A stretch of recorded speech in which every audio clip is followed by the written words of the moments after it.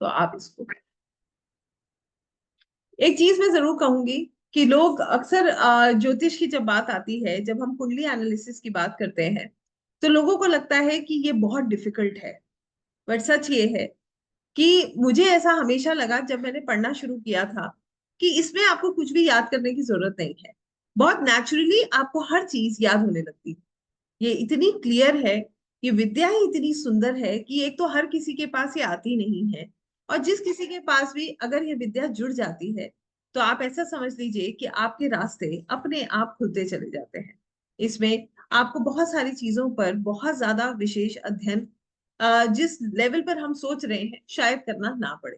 तो इसको समझने के लिए आपको सिर्फ इतना आज की क्लास में इतना याद रखना है कि मैं आपको कुछ चार्ट्स यहाँ पर दिखाती जाऊंगी।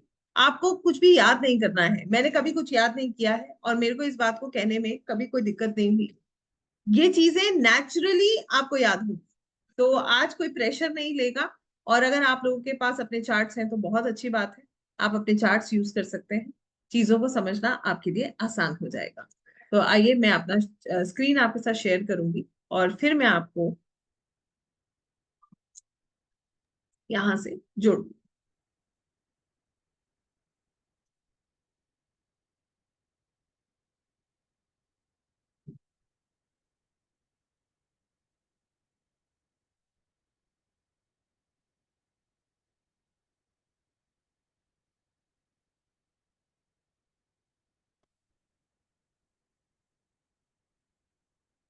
जैसे कि मैंने आपको पहले भी बताया कि वैदिक एस्ट्रोलॉजी बेसिकली इसको हम हिंदी में ज्योतिष बोलते हैं, और इसके रूट्स जो है ये हमारे वेदों से जुड़े हुए हैं। 5,000 पहले 5,000 साल पहले से हम जो है हमारे जो ऋषि मुनि जितने भी जो ज्योतिष हुए उन्होंने इस पे अलग अलग तरीके से अध्ययन किया है, और आज भी ये रिसर्च जारी है। ज्योतिष का मतलब है साइंस ऑफ लाइट, जो कि हमारे कर्मा, हमने जो कर्म किए हैं और हमारा जन्म हुआ है, इसके बीच का एक सर्कल है। अगर हम इसको हिंदू फिलॉसफी से जोड़ें या अपने रिलीजन से जोड़ें, तो ये हमारे को अलग अलग लाइफ के एस्पेक्ट्स में गाइडेंस देते हैं। एक चार्ट में हम अपनी लाइफ के अलग अलग पहलू को देख सकते हैं। कैसे, ये सब मैं आपको अभी एक्सप्लेन करूंगी। सबसे पहली चीज, इंपॉर्टेंस क्या है और क्यों हमें, क्या क्या रीजंस हैं जिसके लिए हमें पारंपरिक ज्योतिष या वैदिक एस्ट्रोलॉजी सीखना चाहिए। सबसे पहली चीज, हमें अपनी लाइफ में अलग अलग पहलुओं पे अलग अलग समय की गाइडेंस और इंसाइट्स मिलती है। हमारे जो पिछले जन्म में जो हमने पुण्य कर्म या हमने जो भी कर्म किए हैं उसका हमारे को क्या परिणाम इस जन्म में मिला है, हम ये जान पाते हैं। हमें ये समझ आ जाता है कि हमने क्या किया था, या हमारी क्या हमें अच्छा मिला, और क्या किस किस क्षेत्र में जिंदगी के हमारे साथ चैलेंजेस हमेशा जुड़े हुए हैं, और ये चैलेंजेस हमारे साथ कब तक हैं। इसके अलावा यहाँ पर हर व्यक्ति अपनी पर्सनलाइज प्रिडिक्शंस कर सकता है।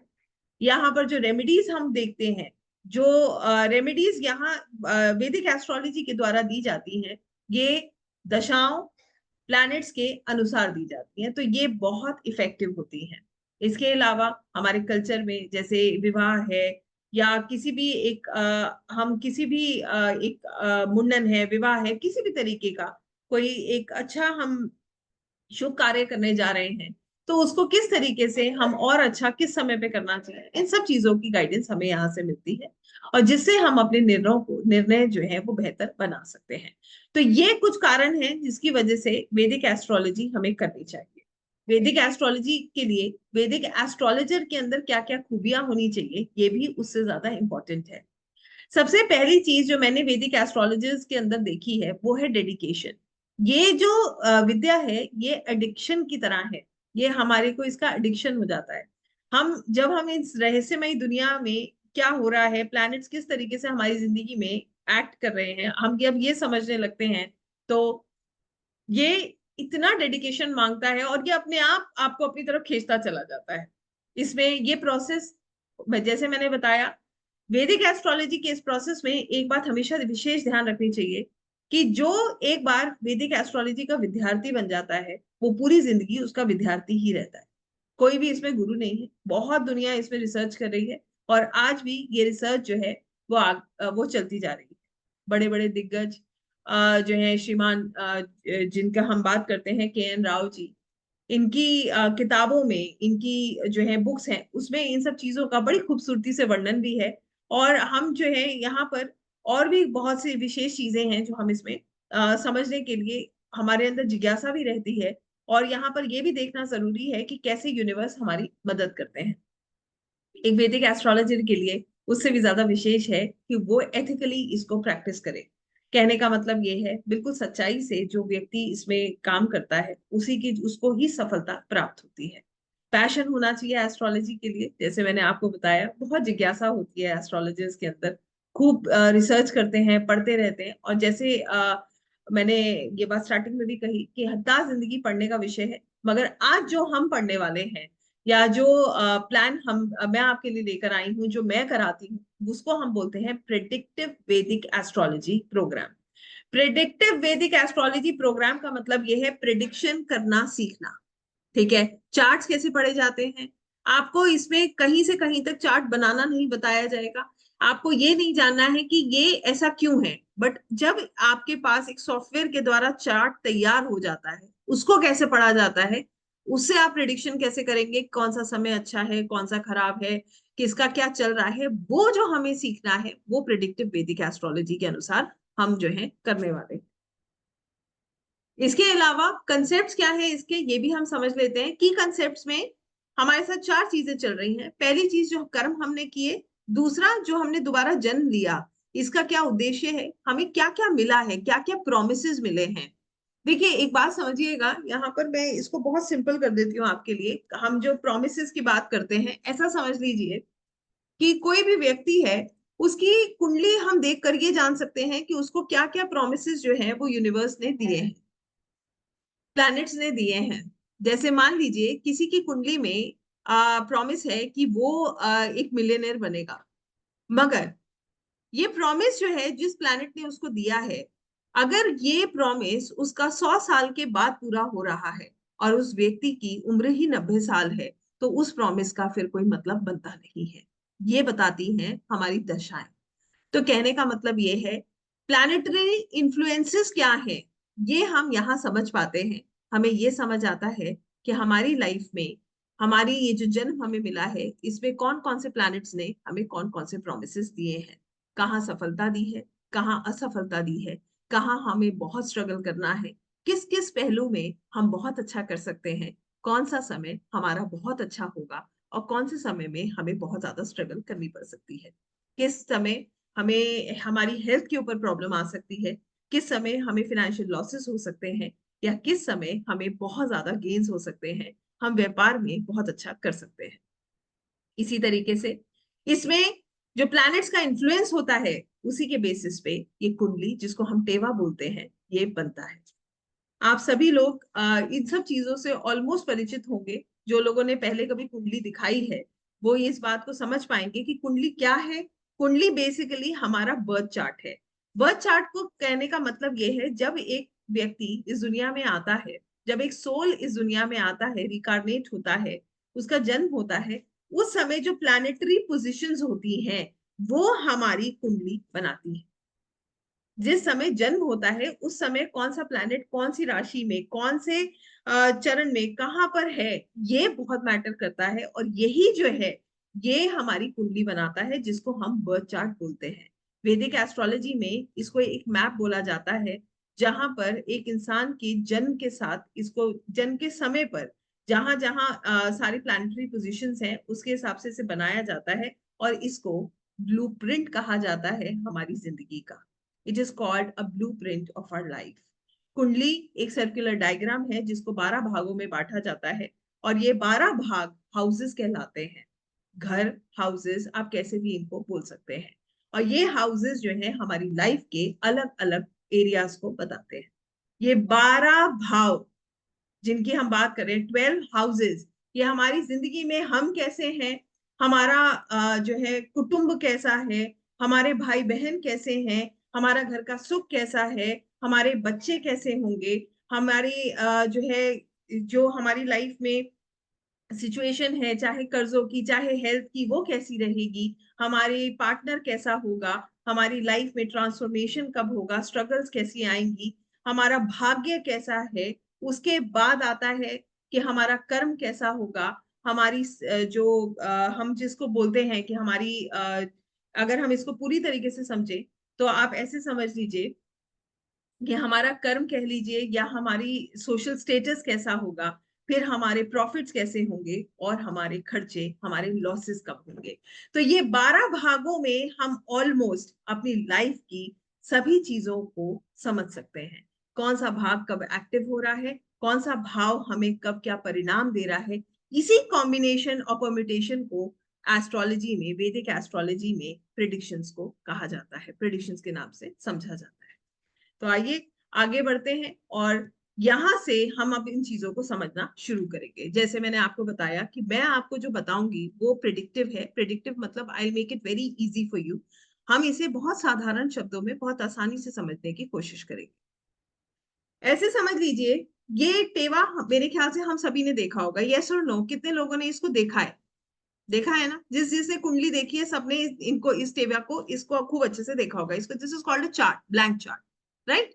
अब यहाँ पर इस ब्लैंक चार्ट को समझते हैं। क्या होता है ये ब्लैंक चार्ट, इसको कैसे पढ़ा जाता है और इसको कैसे समझा जाता है? ऐसा समझ लीजिए कि मैं आप लोगों को इसको इतना, I try and make it very simple for you, I not complicated. ये जो ब्लैंक चार्ट है इसमें 12 घर हैं। देखिए, इन 12 घरों को मेरे साथ साथ समझते जाएंगे।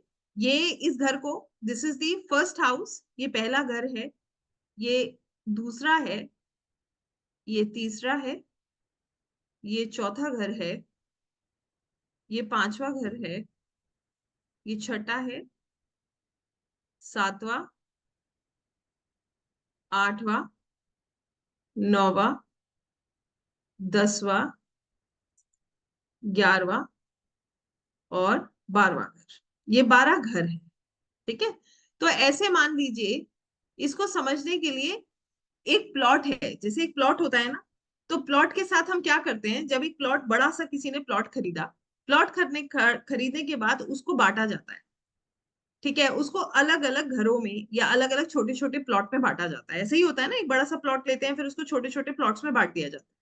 फिर क्या होता है, हर प्लॉट को जब रजिस्ट्री होती है तो हर प्लॉट एक व्यक्ति को जो है वो मिल जाता है। तो ये एक बड़ा प्लॉट है जिसमें हर भाग की रजिस्ट्री हुई है। पहला घर हमेशा जो सेंटर वाला होता है यही होता है, ये कभी बदलता नहीं है। ध्यान रखिएगा, ये हाउसेस फिक्स्ड है, ये कभी भी नहीं बदलेंगे, ठीक है? कहने का साधारण सा मतलब ये है। अगर मैं आपसे कहूं तीसरा घर कौन सा है, तो आपको पता होना चाहिए तीसरा घर ये है। तीसरा भाव, तीसरा घर, थर्ड हाउस। इसको आप किसी भी जो है लैंग्वेज में बोल सकते हैं। इसको हाउस भी बोला जाता है, घर भी बोला जाता है और भाव भी बोला जाता है। तो तीसरे भाव की बात करते ही आपका ध्यान यहां जाना चाहिए कि this is the third house. तो मान लीजिए ये एक प्लॉट था और यहाँ पर ये 12 घर बट गए और सबको एक एक घर की रजिस्ट्री दे दी गई। पहला, दूसरा, तीसरा, चौथा, पांचवा, छठा, सातवां, आठवां, नौवां, 10वां, 11वां, 12वां। हमेशा ये एंटी क्लॉक वाइज चलता है, मतलब इस तरीके से चलता है और इंक्रीजिंग ऑर्डर में चलता है। मतलब 1 यहाँ होगा तो 2 यहाँ, 3 यहाँ, 4 यहाँ, 5 यहाँ, 6 यहाँ, ऐसे करके ये चलता है। अब आप लोगों ने जिसने अपनी कुंडली देखी होगी वो इस बात से वाकिफ होंगे कि उनकी कुंडली में हमेशा पहला घर में पहला नंबर नहीं लिखा होता। किसी ने देखी है अपना चार्ट? किसी ने इस चीज पे ध्यान दिया है? यस, सबके में अलग अलग होगा, ठीक है ना? तो क्यों ऐसा है ये अब हम समझेंगे, मगर पहले आपको जो बात मैंने बताई ये हमेशा याद रखनी है कि हाउसेस इसी तरीके से होते हैं, ठीक है? हाउसेस कभी भी चेंज नहीं होते। क्लियर है ये बात? किसी को डाउट तो नहीं है इस बात में? देखिए यहाँ पर ना जो है, आई वांट कि अगर आपको डाउट हो तो आप मुझसे इमीडिएट पूछ सकते हैं, क्योंकि ये टैरोज या ये आकाशिक नहीं है जिसमें हम बाद में बात करेंगे। ये हम तब कर सकते हैं when I am giving you a lecture. यहाँ पर you have to practically understand this, right? तो आपके लिए ये समझना बहुत जरूरी है कि जो है ये हाउसेस फिक्स्ड है। आइए अब मैं आपसे एक सवाल पूछूंगी एंड लेट मी सी कि हमें कैसे समझ आ रहा है। अगर आपसे अब मैं पूछूं यहाँ पर सातवां घर कौन सा है, सेवेंथ हाउस कौन सा है, तो दिस इज 1। हमने यहां से काउंटिंग शुरू करी थी, ये 1 है, ये 2 हो गया, 3, 4, 5, 6, 7। तो हमारा ध्यान कहाँ जाना चाहिए? इस घर पे जाना चाहिए। क्लियर है ये बात? यस। देखिए, सबसे पहले हमारे लिए ये चार्ट समझना जरूरी है, फिर हम इसमें प्लैनेट्स की बात करेंगे कि कैसे ये सब चीजें कंबाइन होती है। जो इसका कंसेप्ट होता है वो होता है 12 9 12। ठीक है, 12 9 12 मतलब 12 घर। तो सबसे पहले हम क्या पढ़ रहे हैं? हम पढ़ रहे हैं पहले 12 घर। फिर हम क्या पढ़ेंगे? 9 कौन होते हैं? 9 प्लैनेट्स। फिर हम पढ़ेंगे 9 प्लैनेट्स। और आखिर में जो हम पढ़ते हैं ये 12। दीज 12 आर बेसिकली 12 राशिस। ये इन्हीं का परम्यूटेशन कॉम्बिनेशन हम पढ़ रहे हैं। तो सबसे पहली चीज हमें जो समझनी है वो इन 12 घरों को समझना। क्लियर है ये बात? यहां तक क्लियर है? आगे बढ़े? Yes, perfect. सो हमेशा ध्यान रखिए, एक चार्ट जो है इसमें हाउसेस फिक्स्ड है। जब भी आपको पांचवा घर बोलेंगे आपका ध्यान पांचवे घर पे जाएगा, जब भी आपको नवा घर बोला जाएगा आपका ध्यान नवे घर पे जाएगा।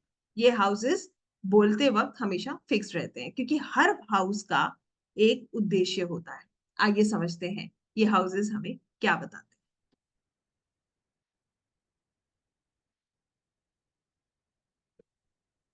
पहला घर, पर आपको ये समझ आएगा आपकी पूरी लाइफ इन 12 घरों के बीच में चल रही है।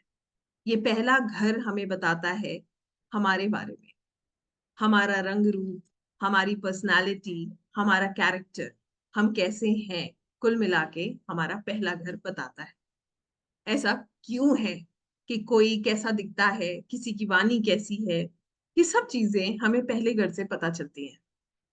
ठीक है, तो पहला घर हमें क्या बताता है? पहला घर हमें बताता है कि मैं, हम कैसे हैं, जिसमें सब कुछ आता है। हमारी पर्सनालिटी, हमारा कैरेक्टर, हमारा लुक, एवरीथिंग। फिर जब हम इस दुनिया में आते हैं तो सबसे पहले हमें कौन मिलता है? हमारे पास क्या चीज की हमें जरूरत है? सबसे पहले हमें मिलता है हमारा परिवार। दूसरा घर है हमारा परिवार, हमारा कुटुंब। ये बताता है हमारे कुटुंब के बारे में। कुटुंब का मतलब हमारा परिवार जिसमें हमारा जन्म हुआ। तो कुटुंब हमारा कैसा है? ठीक है, हमें जो है कैसे, हमारे कैसा परिवार है, इससे हम हमारा खान पान भी देखते हैं। जैसे एक बच्चा पैदा होता है तो सबसे पहले उसको क्या चाहिए? क्या चाहिए उसको? खाना। राइट? तो इससे हम क्या देखते हैं? We see our food habits also.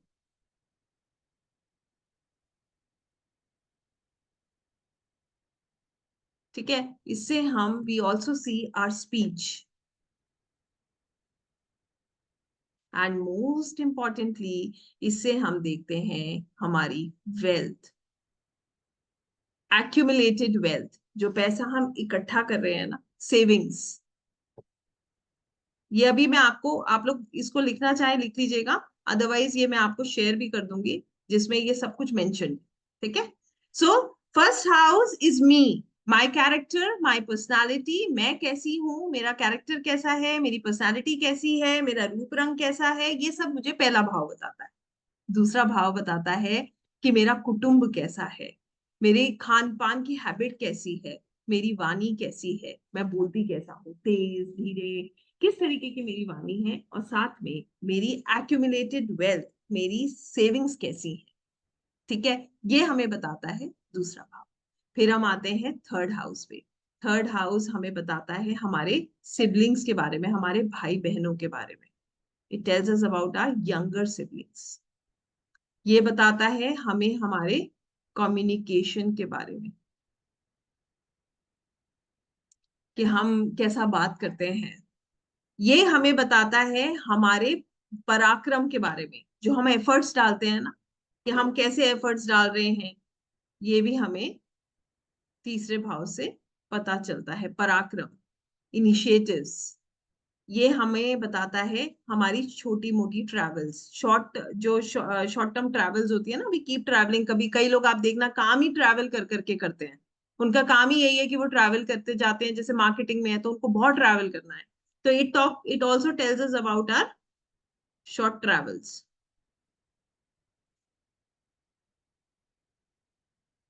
ठीक है, तो इस तरीके से हम देखते हैं अपने तीसरे भाव को। फिर आता है आर fourth house. Fourth house is the house of mother, माँ। It is the house of, इसको बोला जाता है सुख भाव। हमारे घर का सुख कैसा होगा, ये हम कहाँ से देखते हैं? हम देखते हैं चौथे भाव से। चौथे भाव से हम ये भी देखते हैं कि हमारी प्रॉपर्टी कैसी होगी, स्पेशली लैंड। ये हमें हमारी कार्स, जो हम गाड़ियां खरीदते हैं, we all see it from fourth house, right. Multiple charts में दिस इज लगना, सब ऐसे ही पढ़ा जाता है। ऑल दी चार्ट्स आदि रीडिंग का तरीका यही होता है सर, और 12 ही भाव होते हैं हर चार्ट में। बट हम जो बेसिकली समझ रहे हैं, we are talking about only lagna. Prediction हम सबसे पहले प्रिडिक्टिव लगना से स्टार्ट करेंगे, ठीक है। So this is mother. सुख भाव बोला जाता है इसको, कि हमारे घर का सुख कैसा होगा। जैसे घर में लग्जरीज होंगी नहीं होंगी, घर है, गाड़ी है, या कोई वाहन आप खरीद रहे हैं, प्रॉपर्टी आप खरीद रहे हैं, तो कहाँ से देखेंगे? We'll see it from the fourth house. इसी तरीके से पांचवा घर, पांचवा घर है हमारे बच्चे। ये बात करता है, इट टॉक्स अबाउट चिल्ड्रन। ये बात करता है हमारे बच्चों के बारे में। ये बात करता है हमारी एजुकेशन, पढ़ाई। ऐसा क्यों है कि कोई बच्चा पढ़ पा रहा है, कोई नहीं पढ़ पा रहा है, कोई धक्के खा रहा है, ठीक है। And this also fourth house talks about our primary education. बिल्कुल जो घर में पढ़ाई होती है ना, ऐसे मान लीजिए जो स्टार्टिंग की पढ़ाई है, बिल्कुल वो हम बात करते हैं फोर्थ हाउस से। ये जो है इट इज जो उसके बाद की पढ़ाई है वो हम यहाँ से देखें। तो किड्स हो गए, एजुकेशन हो गया, हमारी क्रिएटिविटी, हम कैसे हैं, क्रिएटिव हैं या नहीं हैं, ये भी हमें पंचम भाव बताता है। इसके अलावा आर पास लाइफ पुण्य कर्मा, पिछले जन्म में जो हमने पुण्य कर्म किए हैं, पंचम भाव बताएगा। It also tells us about past life पुण्य कर्म, अच्छे कर्म, ठीक है, गुड कर्मास जो हम अपने साथ लेके आए हैं। And it also tells us about, ये हमें स्पेकुलेशन के बारे में भी बताता है। कहने का मतलब ये है, जो लोग शेयर ट्रेडिंग वगैरह करते हैं तो वो भी हम फिफ्थ हाउस से देखते हैं, ठीक है।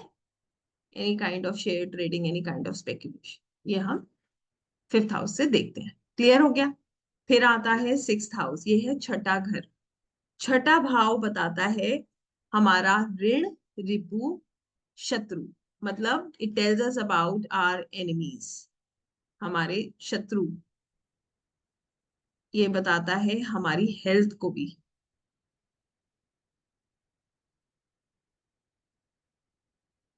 ये हमें बताएगा हमारे कर्जों के बारे में, जो हम लोन लेते हैं ना, घर लेने के लिए या किसी भी पर्पज से किसी का लोन लेने का क्या सिस्टम है, वो रीपे कर पाएगा नहीं कर पाएगा।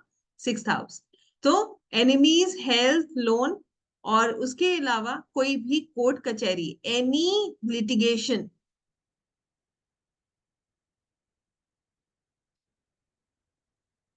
कोई भी कोर्ट कचहरी, कोई भी केस है, वो हम कहाँ से देखते हैं? We see it from the sixth house. ये हाउस हमें बताता है सर्विस के बारे में, हमारी नौकरी के बारे में भी, कि हमारी नौकरी कैसी रहेगी, हम कैसा सर्विस करेंगे। क्लियर है। फिर आता है seventh house, the most important house in the chart. Partner, life partner, business partner. तो ये हाउस किसका है? पति पत्नी का। ये हम हैं, तो ये कौन होगा? This is the house of the husband. अगर ये मैं हूं तो मेरे हस्बैंड का हाउस। तो मतलब कहने का ये है, दिस इज स्पाउस, आपके पार्टनर कैसे होंगे, ठीक है। जैसे स्पाउस वैसे ही ये हाउस बताता है बिजनेस पार्टनरशिप को भी। I am sorry, I am writing with this, तो इट्स नॉट कमिंग करेक्टली, ठीक है। It talks about business partnership. ये और व्यापार के बारे में भी बताता है, it talks about business. Clear है। तो सेवेंथ हाउस से हम क्या देखते हैं? हम देखते हैं कि स्पाउस कैसा होगा, ठीक है। हम देखते हैं कि बिजनेस पार्टनरशिप कैसी होगी, और हम ये देखते हैं कि व्यापार भी कैसा होगा। This is how we see, this is all what we see from the 7th house. फिर आता है 8th हाउस, जो बात करता है हमारी स्ट्रगल की। इट टॉक्स अबाउट स्ट्रगल, हम क्या स्ट्रगल कर रहे हैं, what struggles are coming our way. ये बात करता है हमारे इन लॉज की, इन लॉज कैसे होंगे। पेरेंटल जो इनहेरिटेंस मनी, जैसे कहते हैं ना कि किसी के जाने के बाद मिलने वाला पैसा, पेन के बाद मिलने वाला पैसा, इनहेरिटेंस। और 8th हाउस इसके साथ बात करता है ट्रांसफॉर्मेशन, बदलाव की।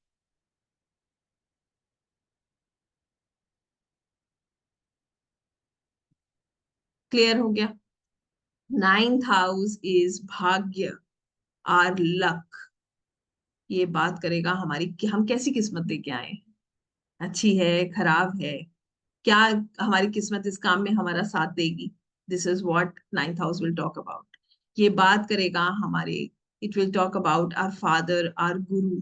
फादर को हम 8 9 से भी देखते हैं और फादर को हम 10 से भी देखते हैं। फादर इज द फर्स्ट गुरु, तो फादर को हम यहाँ से भी देखेंगे, हमारे गुरु कैसे हैं, हमारा उनके साथ कैसा हमें मिलेंगे, किस तरीके के हमारे रिलेशंस होंगे। ये बात करता है। This house also talk about our religious practices, जो हम अध्यात्म से जुड़ते हैं, ये भी हम 9th हाउस से देखते हैं। और ये बात करता है long distance travel. Long distance travel मतलब लंबी यात्राएं, जैसे विदेश यात्रा, that is also long distance travel. ठीक है, तो ये लॉन्ग डिस्टेंस की बात करता है। अगर आपको ध्यान होगा तो 3rd हाउस शॉर्ट डिस्टेंस की बात कर रहा था, राइट? सो ये लॉन्ग डिस्टेंस ट्रैवल की बात करेगा। ये ये जो 9th हाउस है, ये लॉन्ग डिस्टेंस ट्रैवल के साथ साथ हमारी हायर एजुकेशन को भी बताता है कि हम हायर एजुकेशन ले पाएंगे और किस फील्ड में ले पाएंगे। ठीक है। 10th house will talk about our karma, हम जो कर्म करते हैं। फॉर एग्जाम्पल, जो हम ऑफिस में किस तरीके से हमारा व्यवहार रहेगा, किस तरीके के हमारे कर्म रहेंगे। 10th हाउस, हमें सम्मान मिलेगा नहीं मिलेगा, दुनिया हमें किस निगाह से देखती है, हमारा status. We also see father, हमारे जो पिता हैं, हम उनको 10 से भी देखते हैं।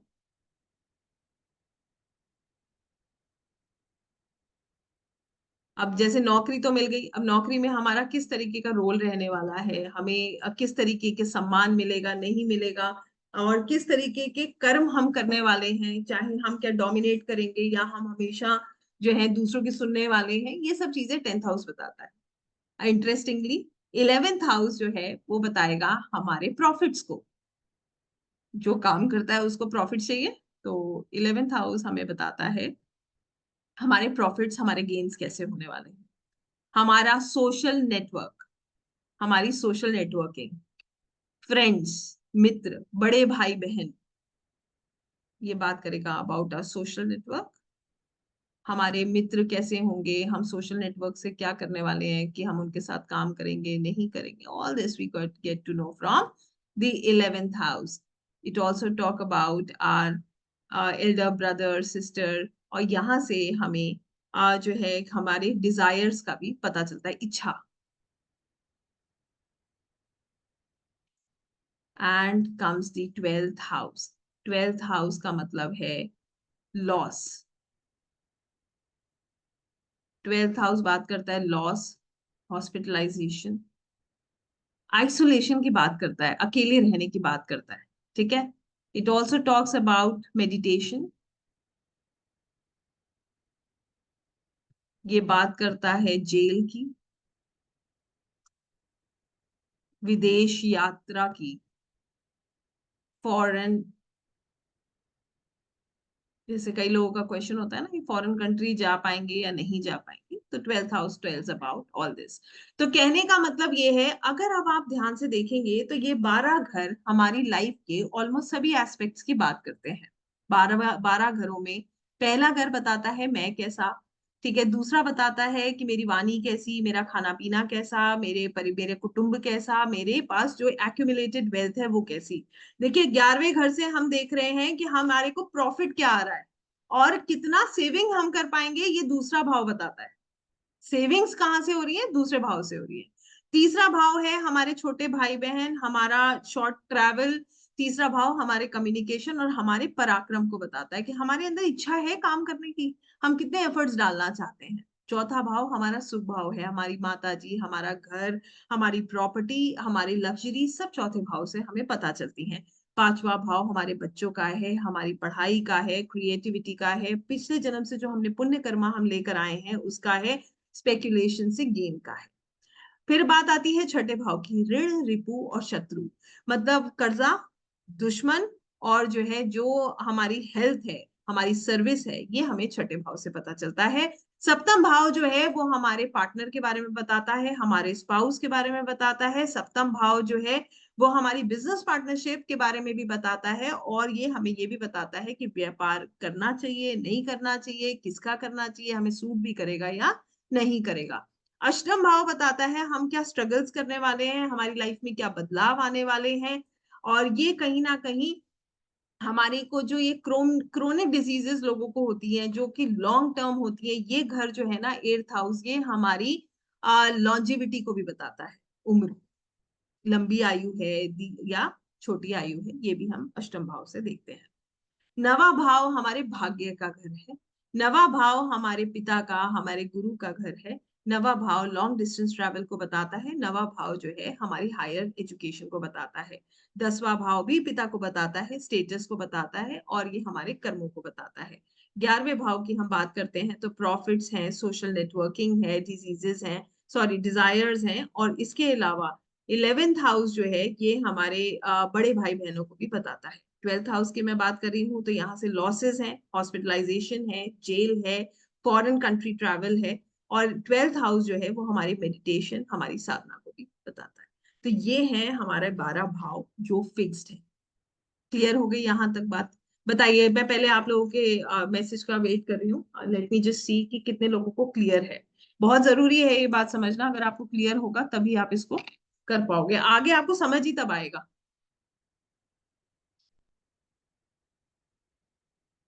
Very nice, thank you Durga जी।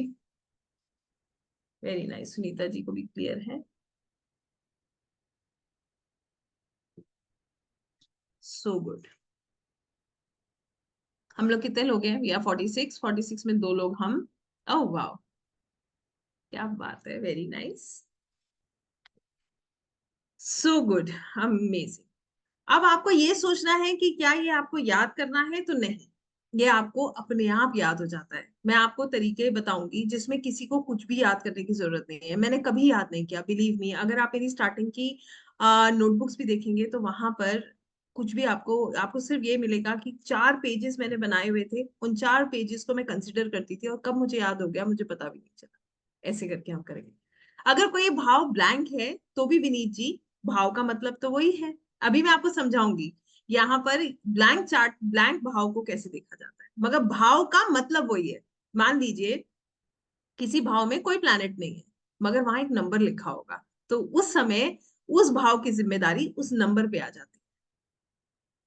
बताऊं कैसे?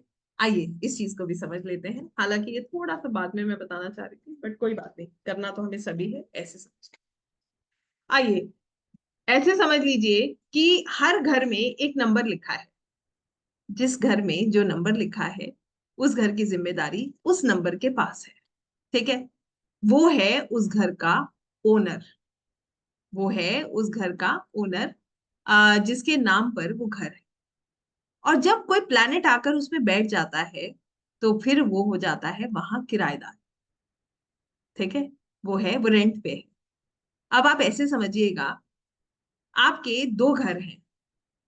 एक घर में आप खुद रहते हैं और दूसरा घर आपने किराए पे किसी को दे रखा है। जब जो घर में आप रहते हैं तो उस घर की जिम्मेदारी आपकी हुई। यस।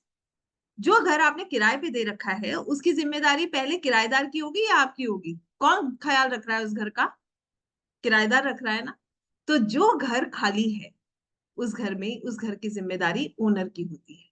और जो घर में प्लैनेट बैठा होता है उस घर की जिम्मेदारी पहले उस प्लैनेट की होती है।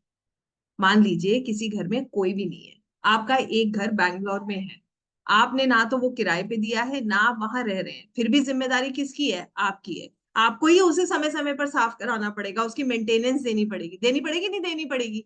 ऐसे ही होगा ना। तो जो नंबर वहां लिखा है ना, जब वहां प्लैनेट नहीं होगा तो उस नंबर की जिम्मेदारी है। कैसे? अभी आगे समझते जाइए, बड़ी धीरे धैर्यता से चलिए, बहुत जल्दबाजी से सीखने वाला सब्जेक्ट है नहीं, बड़े प्रेम से आराम आराम से सीखेंगे, मगर आप कर सकते हैं, ये बात तय है, कोई भी कर सकता है। तो यहां तक क्लियर है आप सबको? यस विनीत जी, ये बात समझ आई?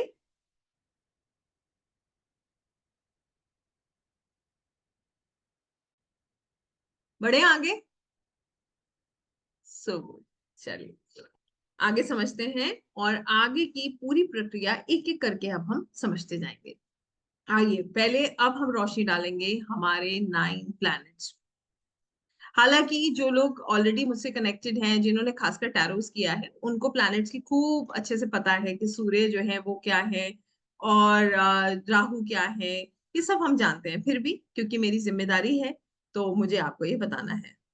अभी मैं बताऊंगी हरे कृष्णा जी की 9 नंबर अगर फर्स्ट हाउस में है तो उसको कैसे देखते हैं, 9 नंबर का 9 नंबर की राशि कौन सी होती है और उसके लॉर्ड कौन होते हैं। ठीक है, अभी हम ये सब पढ़ेंगे। 9 नंबर धनु राशि होती है, धनु राशि के स्वामी बृहस्पति होते हैं। तो अभी आपको थोड़ा सा पेशेंस रखना पड़ेगा, मैंने पहले भी कहा जल्दबाजी नहीं। ये पूरा चार्ट दिखाऊंगी मैं आपको, तब समझिएगा कि कौन सी नंबर क्या बता रहा है। ठीक है, चलिए आइए पहले हम प्लैनेट्स पे दृष्टि डालेंगे कि ये प्लैनेट्स जो हैं, अभी हमने 12 भाव पढ़े, हमने 12 9 12 तीन चीजें बोली थी मैंने, 12 भाव, 9 प्लैनेट्स एंड 12 राशि। तो 12 भाव हमने पढ़ लिए, अब हम 9 राशि 9 प्लैनेट्स पढ़ने वाले हैं। अब ये पहले 9 प्लैनेट समझेंगे, फिर वो 12 राशियां पढ़ेंगे, जिसके बारे में अभी हरे कृष्णा जी ने 9 नंबर लिखकर पूछा है। ठीक है, देखिए इन 9 प्लैनेट्स में हमें जो समझना है वो ऐसे समझेंगे हम कि पहले हम स्टार्ट कर रहे हैं सूर्य से।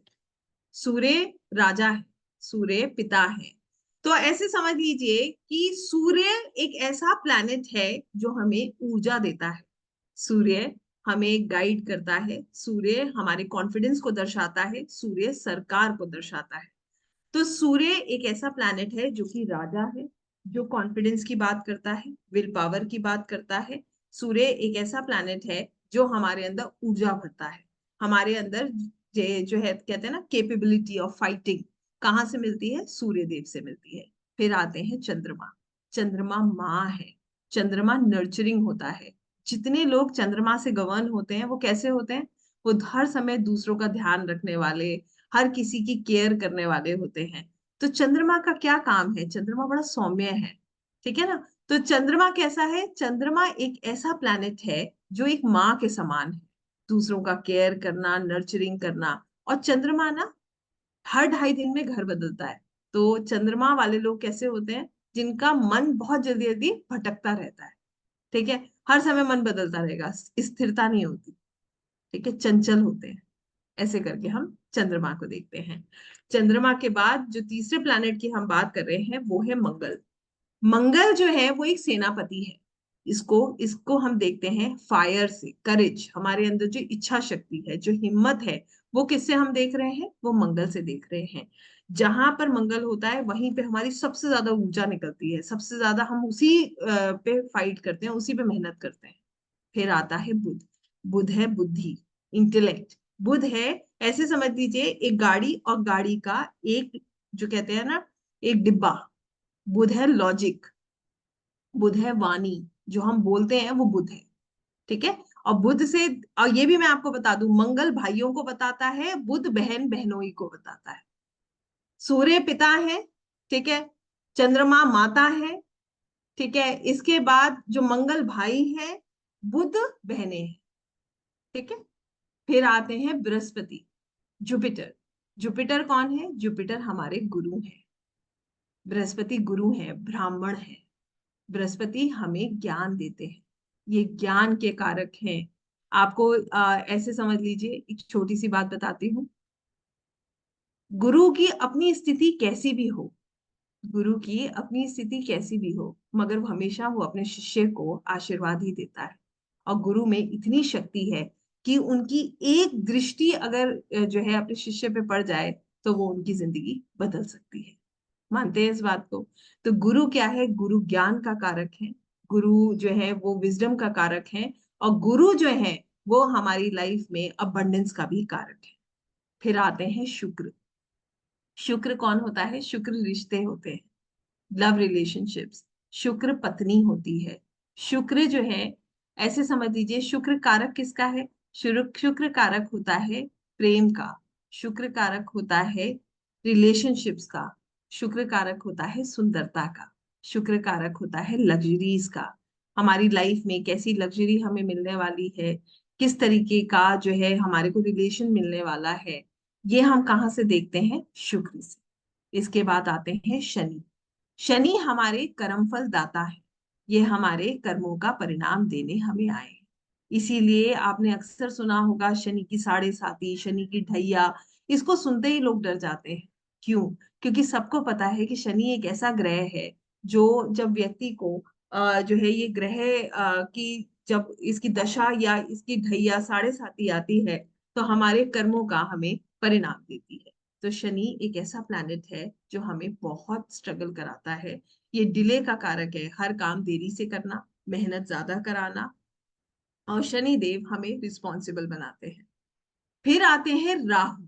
राहु और केतु शनि के एजेंट्स हैं। राहु हमें जोड़ता है, केतु हमें डिटैच करता है।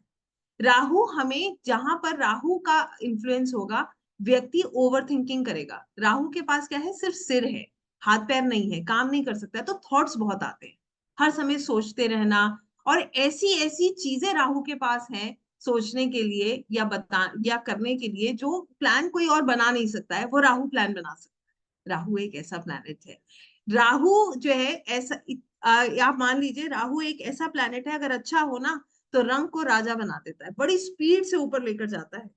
तो राहु को हम ऐसे देखते हैं। वेराज केतु एक ऐसा प्लैनेट है जो हमें डिटैच करता है। डिटैच करने का मतलब ये है जो हमें अलग करता है। केतु हमें स्पिरिचुअलिटी से जोड़ता है। केतु के पास सिर नहीं है और धड़ है। तो केतु क्या है? दिल से बिल्कुल साफ है, बिल्कुल साफ सुथरा। और वो क्या कर रहा है? लॉजिक तो वो लगाता नहीं है क्योंकि दिमाग तो ये है ही नहीं। वो सिर्फ दिल से काम करता है। तो उसका काम है ईश्वर की भक्ति करना। वो क्या करता है? जहां बैठेगा वहां से इंसान को डिटैच कर देगा, वहां से दूर कर देगा। और केतु क्या करता है? कंफ्यूज रखता है। तो राहु भी कंफ्यूज करता है, इल्यूजन्स क्रिएट करता है। राहु हमें भ्रम पैदा करता है, हमें लगता है जो हम कह रहे हैं वही सही है, बाकी सारी दुनिया गलत है। ये राहु वाले की प्रॉब्लम है। और केतु के साथ क्या प्रॉब्लम है? केतु लोगों से मिलना जुलना से ज्यादा अध्यात्म की तरफ लगता है, उसे वो डिटैच रहता है। तो ये हमारे 9 प्लैनेट्स जहां बैठते हैं इसी तरीके का परिणाम देते, ऐसे समझिए। ठीक हो गया? जहां पर ये प्लैनेट बैठेंगे ऐसा ही परिणाम उस घर में जाकर देने लगे। क्लियर है ये बात? ये 9 प्लैनेट्स को इसलिए समझना जरूरी। तो अब हमने 12 पहले भाव समझे, अब 9 प्लैनेट समझे। अब हम सबसे विशेष चीज समझने जा रहे हैं, वो है 12 राशि। इसको आप नोट करना चाहें तो आप नोट कर लीजिएगा, अन्यथा आपको जो है मेरी तरफ से ये पीडीएफ मिलेगा, आप इसको आराम से तसल्ली से पढ़ लीजिए। देखिए, ये जो 12 राशियां हैं, इन 12 राशियों में राहु केतु सूर्य और चंद्रमा को छोड़ के बाकी सभी प्लैनेट्स के पास दो दो राशियां हैं। ठीक है? राहु केतु सूर्य चंद्रमा, देखिए सूर्य के पास एक राशि है, चंद्रमा के पास एक राशि है, राहु के पास, और देखिए राहु और केतु के पास कोई राशि नहीं है, और बाकी सब प्लैनेट जो हैं उनके पास दो दो राशियां हैं।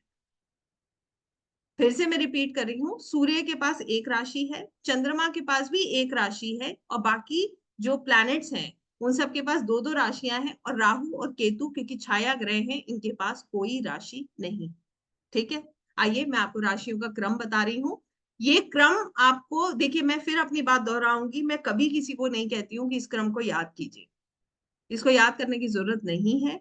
ये प्रैक्टिस से अपने आप याद हो जाता है। तो जब आप लोगों के पास, जब आप इसको पढ़ने लगोगे ना रेगुलर बेसिस पे, तो आपको क्या करना होगा, अपनी नोटबुक्स में या जहां पर भी आप इसको करो, इसमें कुछ चीजें, कुछ चार्ट्स मैं आपको बेसिक बता दूंगी, वो चार्ट्स आप बना के रख लेना, उनको रेफर करते जाओ, आपको सब याद होता जाए, सिर्फ उनको रेफर करना है। ठीक है, इनिशियली याद करने बैठोगे, फिर आप कहोगे अरे मैडम इतना तो याद करने के लिए हम सीखेंगे क्या। तो घबराना जो है ना, वो पहले कदम पे जो घबरा जाता है वो पढ़ नहीं पाता है। तो मेरा हमेशा कहना यह होता है कि घबराने की जरूरत नहीं है, पढ़ने की जरूरत है। तो पहले दिन हमें सब कुछ याद करके कंफ्यूज नहीं होना है। याद करेंगे तो पढ़ ही नहीं पाएंगे। तो पहले सिर्फ पढ़िए और इनको रेफर करते जाइए। क्लियर है ये बात? यस। चलिए, मैं आपको ये क्रम बता रही हूँ और इन्हें हिंदी और इंग्लिश दोनों में बताऊंगी। पहली राशि जो है वो है मेष राशि। देखिए, जिस जिसके वन जहां लिखा है, वन का मतलब होता है मेष राशि। मेष का मतलब है, इंग्लिश में हम बोलते हैं एरीज। इसके मालिक होते हैं, इन राशियों के लॉर्ड्स होते हैं, इनके लॉर्ड हैं मंगल देव, मार्स। क्लियर है? अपने चार्ट में देख लीजिए एक नंबर कहाँ लिखा है। जहां पर एक नंबर लिखा है वो घर किससे गवर्न हो रहा है? वो मेष राशि से गवर्न हो रहा है। एक बार निगाह मारिए, है किसी के पास चार्ट? जिसके पास चार्ट है वो एक बार देखिए आपके कौन से भाव में एक नंबर लिखा है। और कौन सा भाव कैसे बताएंगे? याद है? भूल गए? लाइए मैं यहाँ पर बता रही हूँ, उम्मीद है कि भूल गए होंगे। ये हमारा ब्लैंक चार्ट था। वाह, वेरी नाइस गुंजन जी, 8th हाउस, सो गुड। आपका एक नंबर लिखा है 8th हाउस में, very nice.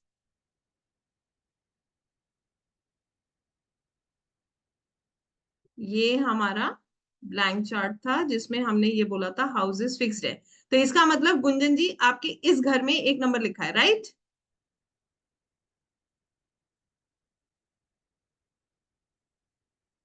Perfect, amazing, so good.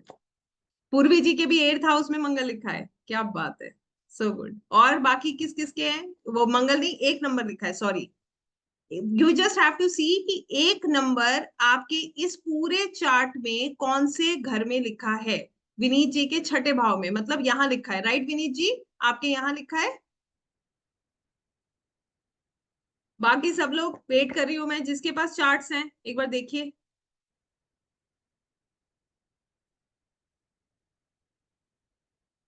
Perfect Devika जी, आपके 8वें भाव में एक नंबर लिखा है, वेरी गुड। माधवी जी के 12वें हाउस में है, वेरी नाइस माधवी जी। किरण जी के 7वें भाव में एक नंबर है, मतलब किरण जी आपके यहाँ पर एक नंबर लिखा हुआ है ना। हरे कृष्णा जी के 5th हाउस में है, सो गुड। अब आप लोग समझने लग गए, वेरी गुड। अब आप ये समझ लीजिए, जहां पर भी एक नंबर लिखा है वो घर मेष राशि के द्वारा जो है वो, उस घर का ओनर कौन है? मेष राशि। और उसके मालिक कौन है? मंगल देव। क्लियर हो गई ये बात? यस? या अभी भी कंफ्यूजन है तो आप पूछ सकते हो, मैं रिपीट कर सकती हूँ। क्लियर है? बड़े आगे? आप लग रहा है आप लोगों को अनम्यूट करना पड़ेगा कि बिल्कुल साइलेंट में मुझे समझ नहीं आता कि आपको समझ आए। सो गुड, चलिए। क्लियर है, वेरी नाइस, थैंक यू। किसी ने तो बोला क्लियर है।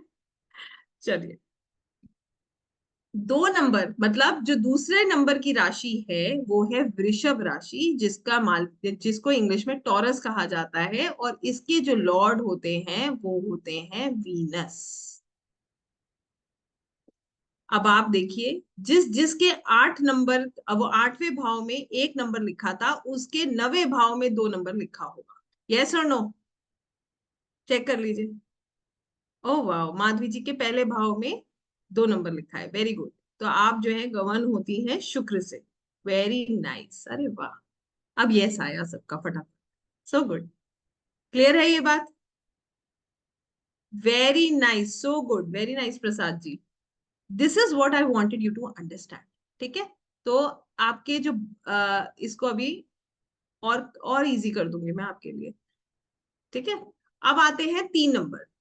3 नंबर, तीसरी राशि है मिथुन राशि, जिसको इंग्लिश में जेमिनाई बोला जाता है। इसके मालिक होते हैं बुध, मरकरी। ठीक है? तो जहां पर आपके 3 नंबर लिखा है, जैसे आप जिन लोगों ने 8वें भाव में एक लिखा है, उनके 9वें भाव में 2 लिखा है, और उनके 10वें भाव में 3 लिखा है। तो तीसरे भाव का मालिक कौन हो गया? बुध देव। कौन सी राशि हो गई? मिथुन राशि। ठीक है? क्लियर है? चलिए, 4 नंबर मतलब चौथी राशि है कर्क राशि, जिसे इंग्लिश में कैंसर बोला जाता है। इसके जो मालिक हैं वो है चंद्रमा। चंद्रमा के पास सिर्फ एक ही राशि है, ठीक है। चंद्रमा के पास सिर्फ एक ही राशि होती है, वो है कर्क राशि। ठीक हो गया। आपके कुंडली में जहां पर भी 4 नंबर लिखा है, वो किसको दर्शा रहा है? वो चंद्रमा को दर्शा रहा है। वो भाव किससे कनेक्ट कर रहा है? वो भाव का मालिक चंद्रमा है। क्लियर है ये बात? फिर आता है 5 नंबर। 5 नंबर मतलब सिंह राशि। सिंह राशि मतलब लियो। लियो के मालिक कौन है? सूर्य देव, सन। फिर आते हैं 7 नंबर, मतलब सॉरी 6 नंबर, मतलब कन्या। कन्या मतलब इंग्लिश में बोलते हैं वर्गो। इसके भी मालिक कौन होते हैं? बुध। देखिए अब यहां पर क्लियर हो गया। बुध के पास 2 राशियां हैं, 3 और 6। 3 मतलब मिथुन और 6 मतलब कन्या। बुध के पास कितनी राशि हो गई? 2 हो गई ना। एक मिथुन और दूसरी कन्या, 3 और 6। इसके बाद आता है 7 नंबर, जो कि है तुला। तुला मतलब लिब्रा। लिब्रा मतलब ये है। ये राशि किसके पास है? इसके मालिक भी शुक्र देव है। क्लियर है? Very nice Prasad ji. 6 in the first house. तो आप जो गवर्न होते हैं, आप होते हैं बुध से गवर्न। आपका अभी मैं आपको ये समझाऊंगी कि आपका लगना क्या है। अभी आपको ये भी समझ आ जाएगा। ठीक है, तो 7 नंबर मतलब तुला राशि। तुला मतलब लिब्रा। लिब्रा के मालिक कौन है? शुक्र। तो देखिए शुक्र को भी 2 राशियां मिल गई, 2 नंबर और 7 नंबर। 2 नंबर मतलब वृषभ राशि और 7 नंबर मतलब तुला राशि। अब आप बताइए, 1 मिनट में याद होने वाली चीजें हैं ये याद होने वाली इतनी आसानी से चीजें नहीं है। आराम से करिएगा। ये चार्ट मैं आपके साथ शेयर कर दूंगी, और बिलीव कीजिएगा कुछ ही दिन भी नहीं लगते हैं, ये अपने आप याद होने लगता है सब। इसीलिए यहाँ जोर मत डालिए, सिर्फ लॉजिक समझने में जोर लगाइएगा, बस याद करने में जोर मत लगाइएगा। 8 नंबर मतलब वृश्चिक राशि, मतलब स्कॉर्पियो। और 8 नंबर के मालिक भी कौन है? मंगल देव। देखिए मंगल के पास भी 2 राशियां आ गई, 1 और 8 आ गई। Yes, very nice. इसके बाद आते हैं हमारे धनु। अभी किसी ने लिखा था ना कि 9 नंबर लगन में लिखा है, फर्स्ट हाउस में 9 नंबर लिखा है। तो वो कौन सी राशि थी? धनु। धनु मतलब इंग्लिश में क्या बोलते हैं? सैजिटेरियस। इसके मालिक कौन होते हैं? जुपिटर, बृहस्पति देव। ठीक हो गया। फिर आते हैं 10 नंबर। 10 नंबर मतलब मकर राशि। मकर राशि मतलब कैप्रिकॉन, और इसके मालिक कौन है? शनि देव, सैटर्न। इसी तरीके से 11 नंबर। 11 नंबर मतलब कुंभ राशि। कुंभ राशि मतलब एक्वेरियस, और इसके मालिक भी कौन होते हैं? शनि देव। देखिए शनि के पास भी 2 राशियां।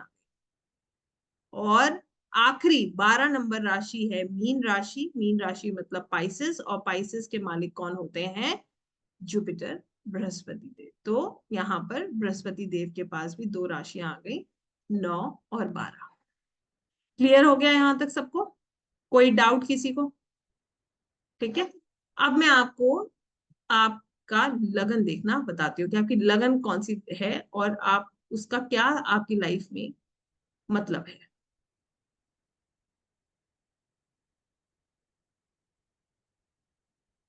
हरे कृष्णा जी, डाउट है? यहाँ आपने नो लिखा है तो डाउट नहीं है, ऐसे मानो। मिथुन का लॉर्ड मरकरी है डियर। ठीक है जी, थैंक यू। चलिए, अब सब लोग सिर्फ अपने फर्स्ट हाउस पे देखेंगे। फर्स्ट हाउस ये होता है ना, this is the first house. मैं यहाँ पर 1 नहीं लिख रही हूँ अभी, मैं इसको आपको कंफ्यूज नहीं करूंगी। अरे वाह, माधवी जी ने फटाफट बताया, मैं वृषभ लगन की हूँ ma'am. Very nice, so good. This is what I wanted you to understand. Very good. सब लोग इस हाउस में देखिए और सब बताएंगे मुझे कि इस हाउस में सबके कौन सा नंबर लिखा है। चलिए, फर्स्ट हाउस में आपके कौन सा नंबर लिखा है? Just send me. Madhavi ji ने बता दिया है कि वृषभ लगन की है ये। विनीत जी का वृश्चिक लगन है। सुनीता जी का कर्क लगन है। पूर्वी जी का जो है कन्या लगन है। गुंजन जी का भी कन्या लगन है। प्रसाद जी का 6 नंबर कन्या लगन है। बड़े सारे कन्या लगन वाले हमें मिले हैं। हरे कृष्णा जी का धनु लगन है। Very good. बाकी सब कहाँ है भाई? देविका जी का 6 नंबर है, कन्या लगन है। Okay, very good. बाकी सब कहाँ है? यस, विनीत जी का taurus. Okay, very good.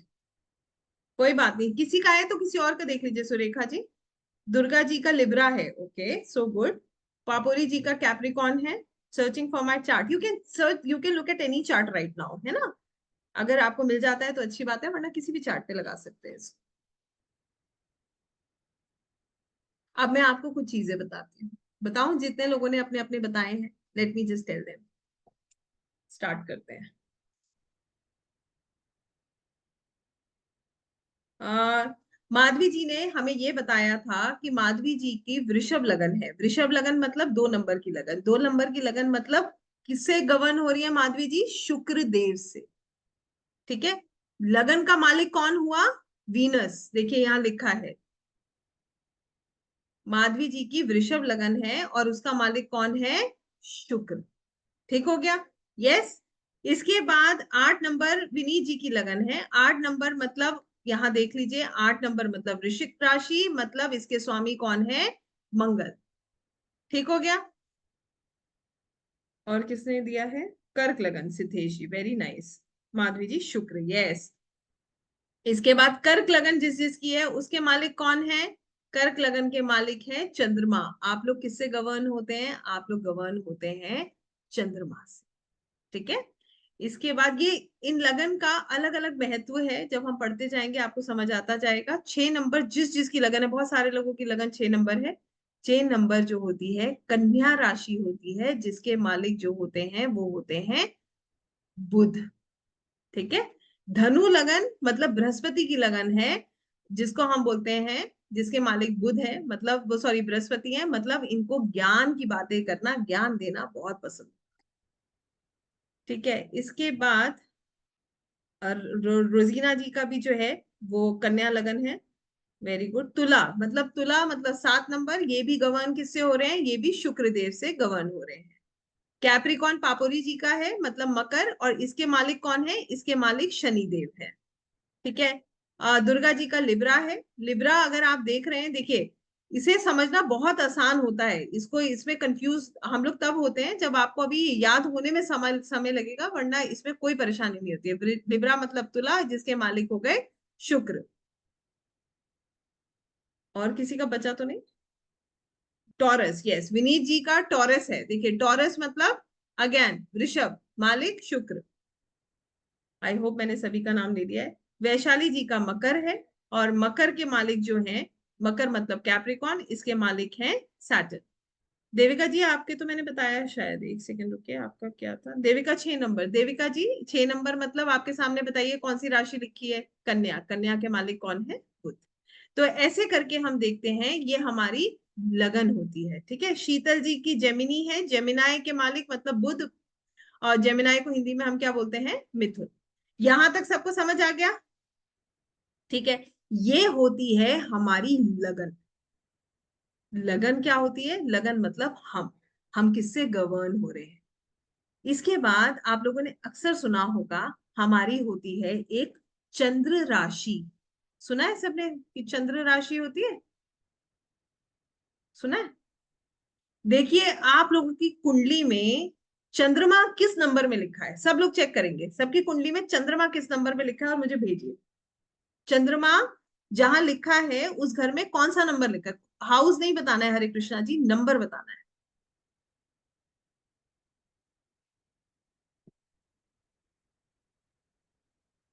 5th number, okay. वाह।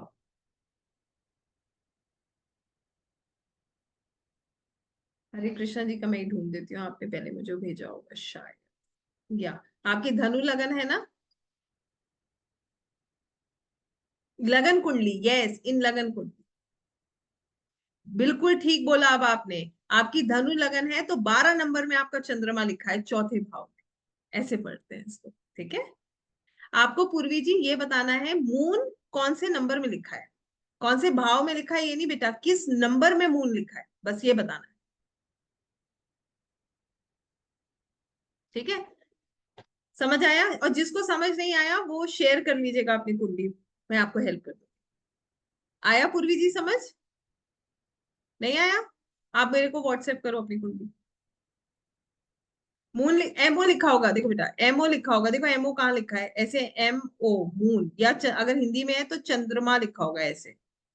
चंद्रमा, जहां जैसे आप ऐसे देखो, मैं हरे कृष्णा जी का बता देती हूँ, मुझे उनका ध्यान उनका याद हो गया। चलो, एक धनु लगन की कुंडली बना रहे हैं, देखिए पूर्वी जी यहाँ देखिएगा स्क्रीन पे। 9, 10, 11, 12, 12 के बाद 13 ले लें या 1 लिखें? क्या लिखना चाहिए, 13 या 1? एक, very nice, so good. Yes, 1, 2, कितनी 12 राशियां होती है तो 12 ही नंबर लिखते हैं, है ना, 13 नहीं होता कुछ इसमें। 4, 5, 6, 7, 8, ऐसी बनी हरे कृष्णा जी की कुंडली। अब यहाँ पर इनके में देखिए, या तो एमओ मून यहाँ लिखा है, ठीक है, या फिर वो चंद्रमा लिखा हो, तो इसीलिए इनका चंद्रमा किस में बैठा है, 12 नंबर में। अब आप देखो आपका चंद्रमा कहाँ बैठा है, एमओ लिखा होगा या हिंदी होगा तो चंद्रमा लिखा होगा।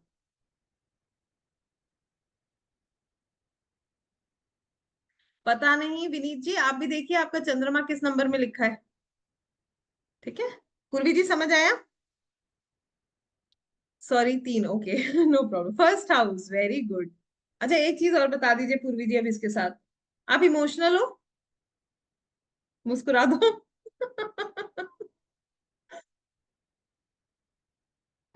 चंद्रमा लगन में बैठा है, चंद्रमा लगन में बैठा होता है तो व्यक्ति कैसा होता है, इमोशनल होता है। चंद्रमा कैसा होता है, चंद्रमा चंचल होता है, नर्चरिंग होता है, हर किसी का ध्यान रखने वाला होता है, तो ऐसा होता है, ठीक है। हाँ, चंद्रमा जो है, चंद्रमा माँ है ना, माँ को हर किसी की फिक्र है, ये भी ठीक है वो भी ठीक है, तो चंद्रमा लगन में बैठेगा।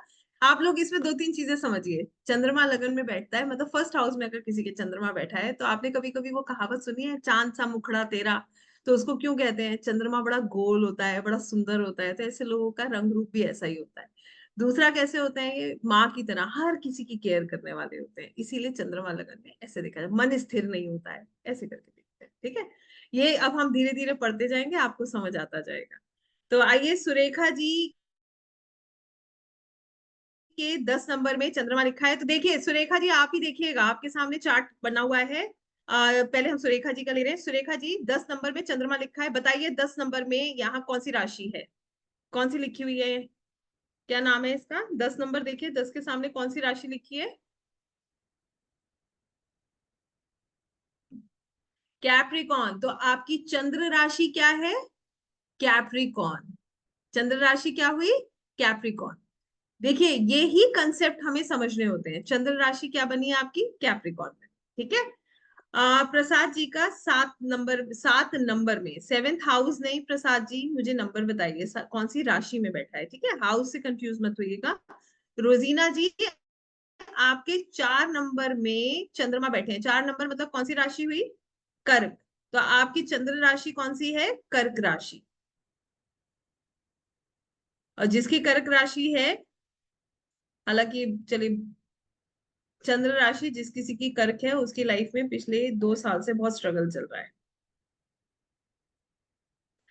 पूर्वी जी के पहले घर में बैठा है, पहले हाउस में, और पहला हाउस, यस रोजीना जी, पहला घर मतलब बेटा आपके पहले घर में राशि कौन सी थी, छठी, 6 नंबर में बैठा था, है ना, तो आपकी चंद्र राशि कौन सी हुई, कन्या, और लगन भी कौन सी थी, कन्या, तो आपकी लगन और आपकी चंद्र राशि एक ही है, अलग अलग नहीं, ठीक हो गया। मेरा 11 नंबर में मून है विनीत जी, 11th नंबर में, मतलब 11th मतलब कुंभ, कुंभ मतलब एक्वेरियस, ठीक है। Budh and Shukra both are showing there in the 7th house for Chandra, for Chandrama. I am not getting your what you have written Prasad ji. 7th house में बुध और शुक्र दोनों नजर आ रहे हैं, चंद्रमा, मतलब 4 नंबर लिखा है क्या वहां? शीतल जी, आपकी भी कुंभ राशि है, ठीक है, 11 नंबर। चंद्र राशि की बात हो रही है, कंफ्यूज मत होइएगा कोई भी। वैशाली जी, 9 नंबर देखिए, 9 नंबर मतलब धनु राशि, आपकी जो चंद्र राशि है, वो धनु राशि है, ठीक है। श्रद्धा जी की 4 नंबर कर्क राशि, 4 नंबर मतलब कर्क राशि, 4 नंबर मतलब धनु राशि, आपकी जो चंद्र राशि है वो धनु राशि है, ठीक है। की 4 नंबर कर्क राशि, मैंने बताया 4 नंबर कर्क राशि जिन लोगों की इस समय है, वो लोगों का बहुत लाइफ में ट्रांसफॉर्मेशन का पीरियड चल रहा है। जिनकी धनु है, सॉरी, जिनकी कुंभ है, उनका भी। Yes, 12th is there in the 7th house. 12th is there, तो मून भी है साथ में प्रसाद जी। शुक्र, बुध और चंद्रमा भी बैठे हैं क्या साथ में?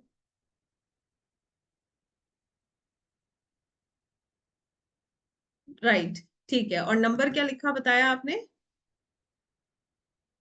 7th हाउस, ठीक है, but what is the number? 12 लिखा है। 12 नंबर मतलब देखिए यहाँ पढ़िए, 12 नंबर मीन, मीन मतलब पाइसेस, ठीक है। यस, तो आपकी चंद्र राशि कौन सी होगी? Pisces. My chandrama is in the 7th house, 12 is written Pisces, दोनों का पाइसेस है। गुंजन जी आपका भी मीन है पाइसेस, ओके। ओके, और किसका रह गया? मैं वापस जा रही हूँ, सबने छोड़ ऊपर की तरफ। Yes, okay. Kiran ji 3 number लिखा है, मतलब आपकी चंद्र राशि मिथुन है, ठीक है। सिद्धेश जी 10 नंबर लिखा है, मतलब आपकी चंद्र राशि मकर है। विनीत जी ने बता ही दिया है। हरे कृष्णा जी का 1 नंबर लिखा है, मतलब आपकी चंद्र राशि मेष है। आरव जी आपकी भी चंद्र राशि मेष है। सिद्धेश जी आपकी मकर है, 10 नंबर, ठीक है। हरे कृष्णा जी 12 नंबर, मतलब मीन राशि। देखिए सामने ही लिखा है चार्ट में, कुछ और नहीं पढ़ रही हूँ, चार्ट में से सिर्फ आपको आंसर्स देते जा रही हूँ। ठीक हो गया? बात समझ आ रही है? आपके सामने चार्ट लिखा है, मैं कहीं और से नहीं बोल रही हूँ। सब कुछ आपके सामने लिखा है, आप खुद पढ़ सकते हैं जैसे मैं पढ़ रही हूँ। बात समझ आ रही है? Yes, it is there in front of you, I am not reading from somewhere else, ठीक है।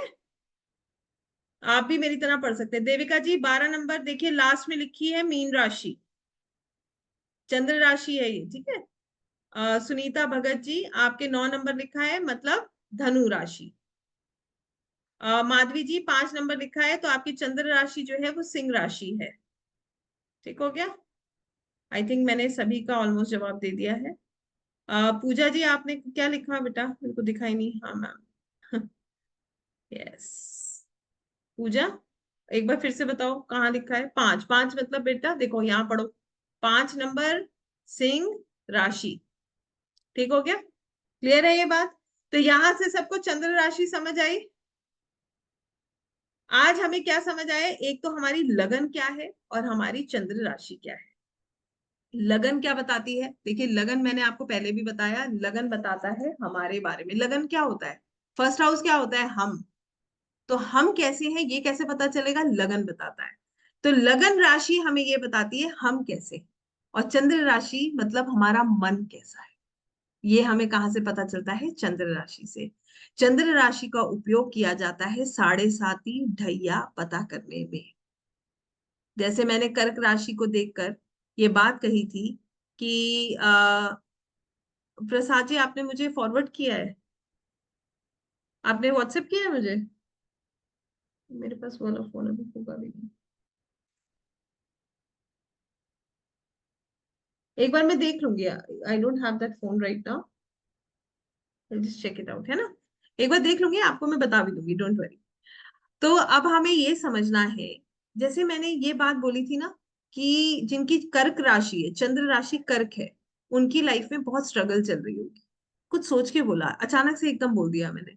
क्यों बोला? क्योंकि हम वहां पर शनि का प्रभाव है, शनि की ढैया का प्रभाव है। और ये भी मैं बता देती हूँ कि ये प्रभाव मार्च में खत्म हो जाएगा। तो आपकी जो स्ट्रगल चल रही है वो इस मार्च में खत्म हो जाएगी। ये जो 2 साल से स्ट्रगल चल रही है उसका अंत होने वाला है। तो ये हम कैसे देख लेते हैं? ये चंद्र राशि बताती है। चंद्र राशि से साढ़े साती ढैया पता चलती है। हमें ये पता चलता है कि हमारे ऊपर क्या इन्फ्लुएंस चल रहा है, क्या प्रॉब्लम्स आने वाली है। और इसके अलावा जो हमारी लगन होती है वो हमें ये बताती है कि हम कैसे हैं। और हमारी कोई भी इवेंट होता है तो वो हम सब पूरे हमारी पूरी बॉडी के साथ होता है ना, ऐसा तो नहीं है सिर्फ हमारे मन के साथ होता है। कोई भी इवेंट होता है उसमें हम पूरे इन्वॉल्व होते हैं। तो लगन से हम इवेंट्स का पता लगाते हैं, ठीक है। कुंभ के लिए, कुंभ राशि वालों की भी मैं आपको स्थिति बता देती हूँ। कुंभ राशि वालों की पीक की साढ़े साथी चल, इसीलिए स्ट्रगल चल, ठीक है। ऐसे समझ लीजिए। विनीत जी आपने पूछा है इसीलिए ये बात मैं आपको बता रही हूँ। यहां तक मेरी बात सबको समझ आई? कैसे हम पढ़ते हैं ये समझ आया? यस। आइए एक चीज मैं और बताती हूँ। मैम काइंडली टेल फॉर मकर राशि। देखिए ये समझ, ये सीखना देखिएगा। आगे जब पढ़ेंगे तो आपको समझ आएगा कि कैसे इनको सीखा जाता है।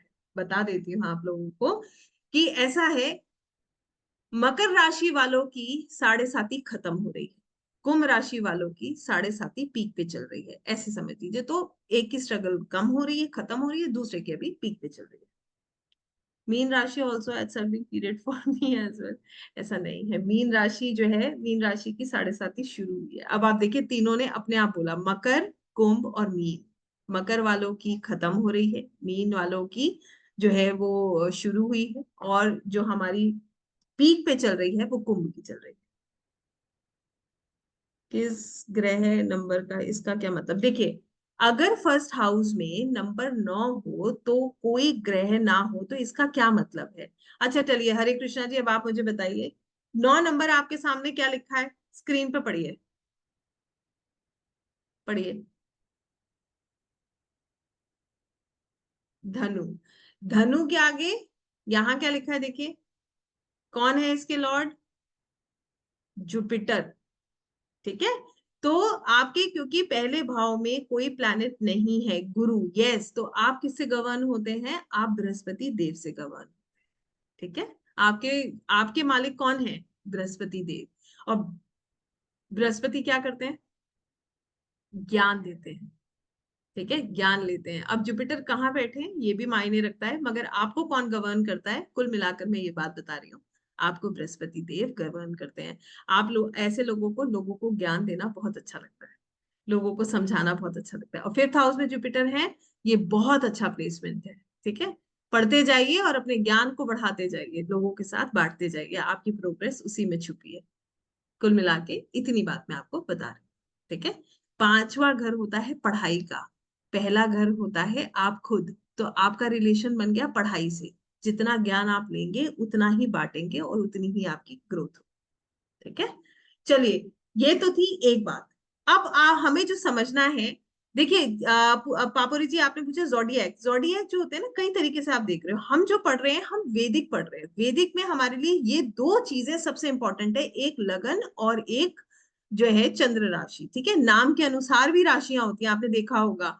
और हम लोग न्यूज़पेपर्स में जो देखते हैं ना, वो हमारे डेट ऑफ बर्थ के हिसाब से राशियां होती हैं, मगर वो कंसोलिडेटेड होती हैं। ये हर व्यक्ति की इंडिविजुअल बर्थ के अकॉर्डिंग होती है, इसीलिए इसको चार्ट्स बोला जाता है, बर्थ चार्ट्स, कुंडली।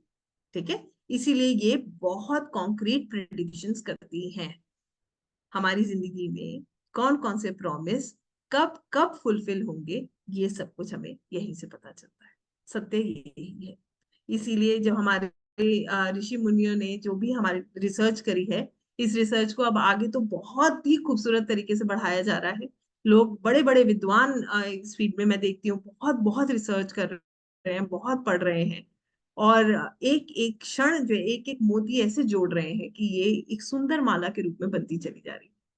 तो आइए इसको समझते हैं। हमने जो मैंने आपसे कहा था, हम तीन चीजों पे काम कर रहे हैं, वो था 12, 9, 12।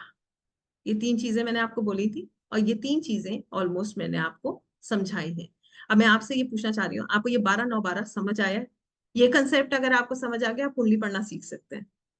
12 नंबर चंद्र राशि यानी मीन राशि हुई, एंड उनका लॉर्ड जुपिटर है, यस, समझ आ गया, वाह। अब आप देखिए, हरे कृष्णा जी, एक चीज और समझिएगा, आपका नाम एग्जैक्टली मुझे नहीं पता, आप नाम भी बताइएगा, हालांकि हरे कृष्णा कहना बहुत अच्छा लगता है। आ, आप दोनों तरफ से बृहस्पति से गवर्न व्यक्ति हैं, देविक नाम है। आप लगन से भी बृहस्पति से गवर्न है, और आप चंद्र राशि से भी बृहस्पति से गवर्न है। तो आप एक जो आपका जो व्यक्तित्व है वो एक कैसा हो गया, वो एक ब्राह्मण रूप हो गया। तो आपको जो है जैसे ब्राह्मण का काम होता है लोगों की मदद करना, ज्ञान देना, तो उस तरीके का आपका व्यक्तित्व है। ठीक है। बर्थ डेट भी आप तो पूरे तरीके से जुपिटर से गवर्न है। बर्थ डेट भी 3:30 है, great. So you are a person who is govern by Jupiter, तो जुपिटर मतलब सतयुग। ठीक है। बृहस्पति कहाँ के हैं, ब्राह्मण कहाँ के होते हैं, सतयुग। ठीक है। तो ऐसे लोग जो होते हैं बड़े साफ दिल के होते हैं, ऐसे कहा जाता है। Thank you. बहुत साफ दिल के व्यक्ति होते हैं बृहस्पति वाले, हालांकि सभी लोग अच्छे होते हैं, आगे हम पढ़ते जाएंगे तो आप लोगों को समझ आएगा। तो ये छोटी छोटी चीजें मैंने आपको ये अलग तरीके से बता दी है। मैंने इसमें आपको राशि लॉर्ड्स यहाँ पर आप देखेंगे तो ये बाइफरकेट करके दिया हुआ है, बट ये मैंने आपको एक सिंपल फॉर्म में समझाया है। देखिए ये आपको मैं समझा चुकी हूँ कि पहला घर, दूसरा घर, तीसरा, चौथा, पांचवा, छठा, सातवां, आठवां, नौवां, दसवां, 11वां, 12वां ये घर क्या बताते हैं। तो ये चार्ट मैं आपके साथ शेयर कर दूंगी कि ताकि आपको ये समझने में आसानी हो। अभी के लिए जो बातें मुझे आपको एग्जैक्टली बतानी थी वो मैंने आपको बहुत इजी तरीके से बताने की कोशिश करी है। अब मैं आपको जो एक चीज बहुत अच्छी और इम्पोर्टेंट बताने वाली हूँ, इस पे हम और दृष्टि डालेंगे कि हमारे लिए अच्छे प्लैनेट्स कौन से होते हैं जो हमारी लाइफ में ग्रोथ देने में हमारी मदद करते हैं। सबसे अच्छा प्लैनेट, जो दो प्लैनेट जो सबसे अच्छे हैं ना हम सब के लिए, वो है बृहस्पति और शुक्र। बृहस्पति देवों के गुरु हैं और शुक्र जो है वो दैत्यों के गुरु हैं। ठीक है, ये दोनों गुरु हैं। तो ये दोनों ही प्लैनेट्स ऐसे हैं जो कि हमारे लिए सबसे अच्छे माने जाते हैं। Venus and Jupiter, they are the most auspicious planets for us. ठीक है, इसके अलावा बुध को भी अच्छा माना गया, चंद्रमा को भी अच्छा माना गया। ये नेचुरली अच्छे हैं, इनका स्वभाव ऐसा है। देखिए बुध का स्वभाव है, ब्राह्मण का स्वभाव क्या है, गुरु का स्वभाव क्या है, आशीर्वाद देना, रास्ते बनाना, सब साथ देना। शुक्र क्या लेकर आ रहे हैं, शुक्र तो वैसे ही हमारे लिए बहुत ऑस्पिशियस है, क्योंकि हमारी लाइफ में लग्जरी, रोमांस, ब्यूटी, ये वेल्थ, ये सब कहाँ से मिल रहा है, हमें शुक्र देव देते हैं। बुध हमें लॉजिक, बुद्धि देते हैं। ठीक है, हम लॉजिकली चीजें समझ पाते हैं, हमारी वाणी बुद्ध से चलती है। और चंद्रमा प्रेम देते हैं। चंद्रमा अनकंडीशनल लव जिसको हम बोलते हैं ना, माँ वाला जो प्रेम है वो चंद्रमा देता है। मंगल, सूर्य, शनि, राहु, केतु ये नेचुरली मेलेफिक है। मंगल क्या है, मंगल क्रूर है। मंगल वाले व्यक्ति का गुस्सा तेज होता है। सूर्य क्या है, सूर्य के अंदर इतनी ऊर्जा है, वो डोमिनेट कर देता है। वो किसी के भी साथ होगा तो कौन चमकेगा, सूर्य के तेज, कितना तेज होता है सूर्य, हम सूर्य की तरफ आंखें खोलकर नहीं देख पाते हैं। तो सूर्य कैसा है, सूर्य के पास कोई भी प्लैनेट होगा तो चमकेगा कौन, सूर्य चमकेगा, डोमिनेट करता है। शनि, जैसे मैंने बताया कर्म फल दाता है, तो शनि तो हमारे कर्मों का परिणाम देने आए हैं। देखिए शनिदेव माफ नहीं करते हैं, ये कर्म सेटल करते हैं। इसीलिए ढैया साढ़े साथी क्यों लोग घबराते हैं, इसीलिए घबराते हैं, क्यों, क्योंकि शनि देव जो है वो किसी को माफ नहीं करते हैं, वो कर्मों को सेटल करते हैं। ठीक है, उसके बाद राहु और केतु। राहु और केतु ये पापी ग्रह हैं, ये शनि के एजेंट्स हैं, जो हमें राहु क्या करता है, भ्रम फैलाता है। राहु की एक सीधी सी गणना ये है, जाना होगा अभी आपको किसी जरूरी काम के लिए, आपके फ्रेंड का फोन आ गया, अरे कल कर लेंगे, चल घूमने चलते हैं, छोड़ देंगे काम हम, राहु का पूरा काम हो गया, हम अपने रास्ते से भटक गए, ये राहु। और केतु क्या करते हैं, केतु हमें डिटैच कर देते हैं। केतु क्या करते हैं, केतु जब जब शनिदेव जो है ना हमारे को पनिशमेंट दे रहे हो हमारे कर्मों की, तो केतु आके याद दिलाएंगे, अरे ये भी इसने कल ये भी किया है, ये भी दे दो इसको। तो केतु वर्क्स लाइक दिस। तो they are basically the agents of Saturn. This is how we see them. ठीक है, तो राहु केतु को हम ऐसे देखते हैं।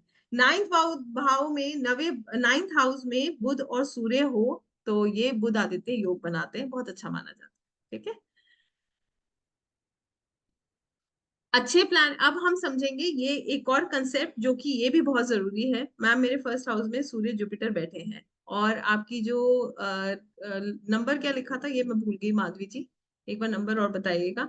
देखिए सूर्य आपको आपके अंदर तेजी लाता है, बृहस्पति आपके अंदर ज्ञान लाता है, 2 नंबर मतलब शुक्र के घर में बैठे हैं। अब आप खुद समझिए कैसा परिणाम देखें, आइए देखते हैं नीचे। ऐसा होता है इन प्लैनेट्स के बीच में दोस्ती है और दुश्मनी है, ये समझेंगे कैसे, और फिर हम ये अपनी लाइफ में समझेंगे कि कैसे होता है। ठीक है, पहले देखिए दोस्ती की बात करते हैं। ये अच्छे प्लैनेट्स हो गए, हम इसे गुड बैड के रूप में नहीं देख रहे हैं, हम सिर्फ फ्रेंडशिप और एनिमिटी के रूप में देखेंगे। ठीक है, तो यहाँ पर आप ऐसे समझ लीजिए कि ये जो प्लैनेट्स हैं, सन, मून, मार्स एंड जुपिटर, ये देव प्लैनेट्स होते हैं। ये देवों के देव प्लैनेट्स हैं, और ये दैत्यों के प्लैनेट्स हैं। ठीक है, तो ये जो देव प्लैनेट्स हैं इसमें सूर्य, चंद्रमा, मंगल और बृहस्पति ये आपस में फ्रेंड्स हैं, they are friends. Okay, and जो ये हमारे दैत्य प्लैनेट्स हैं, शुक्र जो इनके गुरु हैं, वहां पर बृहस्पति गुरु हैं देवों के, और दैत्यों के गुरु कौन है, शुक्र देव। और यहाँ पर शनि, राहु, केतु ये तीनों जो प्लैनेट्स हैं ये क्या है, ये चारों, इनकी आपस में बहुत अच्छी फ्रेंडशिप है। ये भी फ्रेंड्स हो गए, यहाँ पर ये चार भी फ्रेंड्स हो गए। अब मरकरी क्या है, मरकरी ऑलमोस्ट सबसे बनाकर चलता है। Mercury is a prince. Mercury क्या होता है, मरकरी एक प्रिंस है, ठीक है, ये जहां जाएगा उसके जैसे बिहेव करेगा। तो मरकरी की दोस्ती शुक्र से भी है, शनि से भी है, राहु से भी है, केतु से भी है। यहाँ पर मरकरी की जो दोस्ती है वो सूर्य देव से भी है, मगर मरकरी की दोस्ती मून और मार्स से नहीं है, और जुपिटर से न्यूट्रल है, मतलब ना बहुत अच्छी ना खराब, न्यूट्रल है। ठीक हो गई ये बात। अब आप ऐसे समझ लो, अब मैं आपको ये पूरी कैलकुलेशन समझाती हूँ। आपको आपको किसी के घर भेज दिया जाए जो आपका बेस्ट फ्रेंड है, हाउ यू विल फील। आपको कहें कि एक महीना जाओ अपने दोस्त के घर रहो जो आपका बहुत अच्छा फ्रेंड है, आप कैसा महसूस करोगे, अच्छा या खराब?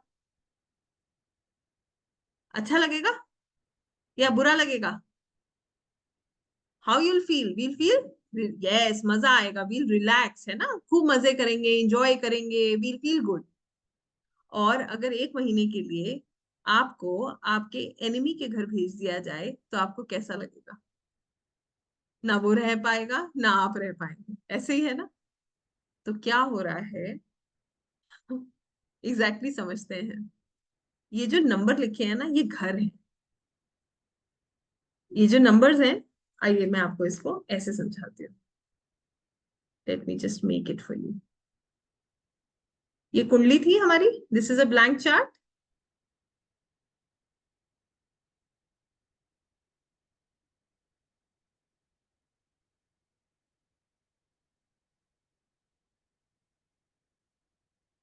ओ सॉरी।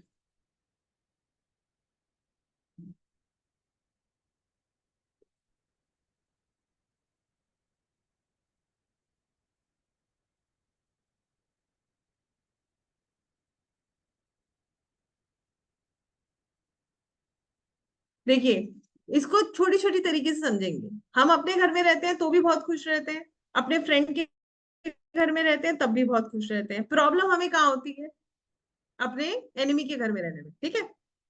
अब सोचो, आप रहे तो अपने घर में रहे हो, मगर आपका एनिमी भी आके रहने लग जाए तो कैसा फील करोगे, तो भी तो डिस्टर्ब होगे, राइट। तो यही सेम चीज प्लैनेट्स के साथ होती है। आइए कर्क लगन की कुंडली बनाते हैं। कर्क लगन मतलब लगन, फर्स्ट हाउस में कौन सा नंबर होगा?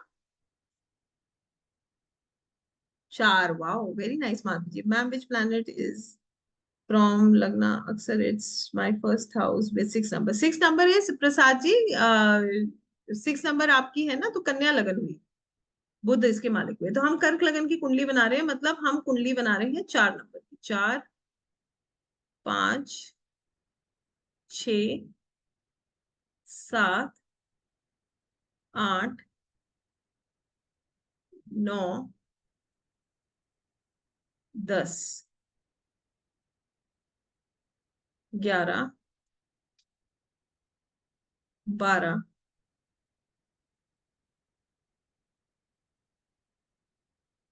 1, 2, 3। यही कुंडली हुई कर्क लगन की, यस। देखो क्या, अब मान लेते हैं इस कुंडली में हमने मंगल देव को यहां बिठा दिया। अब देखिए नीचे वाले चार्ट में, देखिए मंगल और सैटर्न, 10 नंबर का मालिक कौन है, देखिए मैं यहाँ लिख देती हूँ।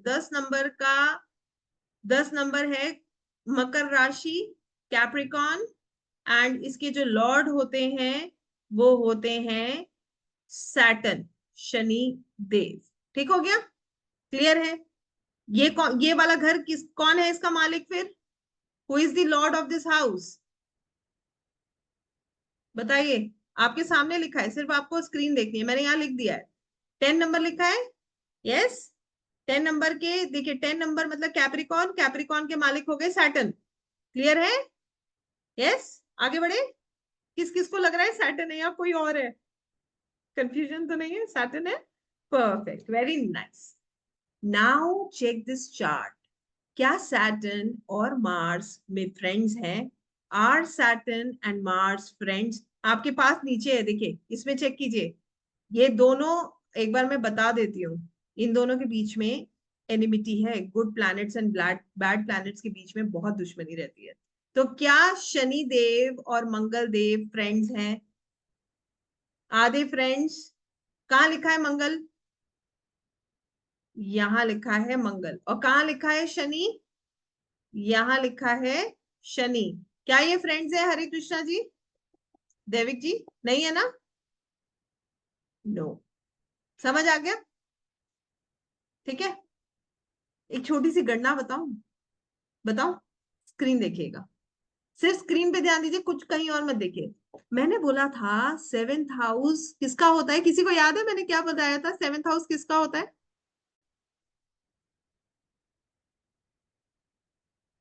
ओके।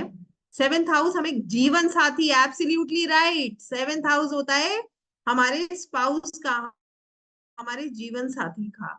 यहाँ पर शनि के घर में मंगल बैठे हैं। क्या लगता है मैरिड लाइफ कैसी होगी? बहुत बढ़िया। बताइए, how do you find the married life? Will it be good? You gave me the answer. Your expressions give me the answer. No. Challenges होंगे। मंगल के घर में शनि बैठे हैं, देखिए नीचे। Mangal and Shani are not friends. They are not friends. इस घर में, शनि के घर में मंगल देव का आकर बैठना डिस्प्यूट्स क्रिएट करेगा, मैरिड लाइफ डिस्टर्ब रखेगा। यस और नो? बात समझ आई है सबको? आई वांट कि कितने लोगों को समझ आई है। Amazing. So good. This is how we make predictions and read the charts. As simple as that. इसमें बहुत सारे परम्यूटेशन कॉम्बिनेशंस होते हैं जो हम देखते जाते हैं, और इन सब चीजों को आपको याद नहीं करना होता। अब मैं एक क्वेश्चन पूछूं, how many of you feel actually अब आपको लगता है कि वैदिक एस्ट्रोलॉजी डिफिकल्ट नहीं है, या अभी भी बहुत डिफिकल्ट लग रही है?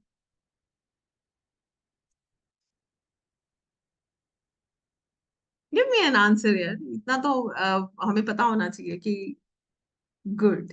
50-50 बिल्कुल अभी लगेगा। वाह, not very difficult till now, not me. Okay, understandable. वाह। सिर्फ आपको लॉजिक समझना है, and then you just have to make it, take it together. Vedic is very interesting, and ये ऐसे आ जाता है। Yes, you need some practice, that's true. और ये क्या है ना, बहुत आसान है ये तो। हमने एक दिन में बहुत सारे कंसेप्ट पढ़े, इतने कंसेप्ट हम एक दिन में पढ़ते थोड़ी है। एक कंसेप्ट को बहुत डीपली पकड़ते हैं, फिर दूसरे को बहुत डीपली पकड़ते हैं, फिर इनको कनेक्ट करते जाते हैं। ठीक है, ऐसे करके हम समझते हैं। बट मैम, अगर गुरु और शनि एक दूसरे के साथ कैसे होंगे एक साथ एक घर में? देखिए, गुरु और शनि एक दूसरे का सम्मान करते हैं। ठीक है, शनि एक स्ट्रिक्ट टीचर की तरह है और गुरु हमारे गुरु है। तो यहाँ पर गुरु और Shani they respect each other, तो वो बहुत डिस्टर्बिंग नहीं होता है। ठीक है, हमेशा ध्यान रखिएगा। क्लियर है?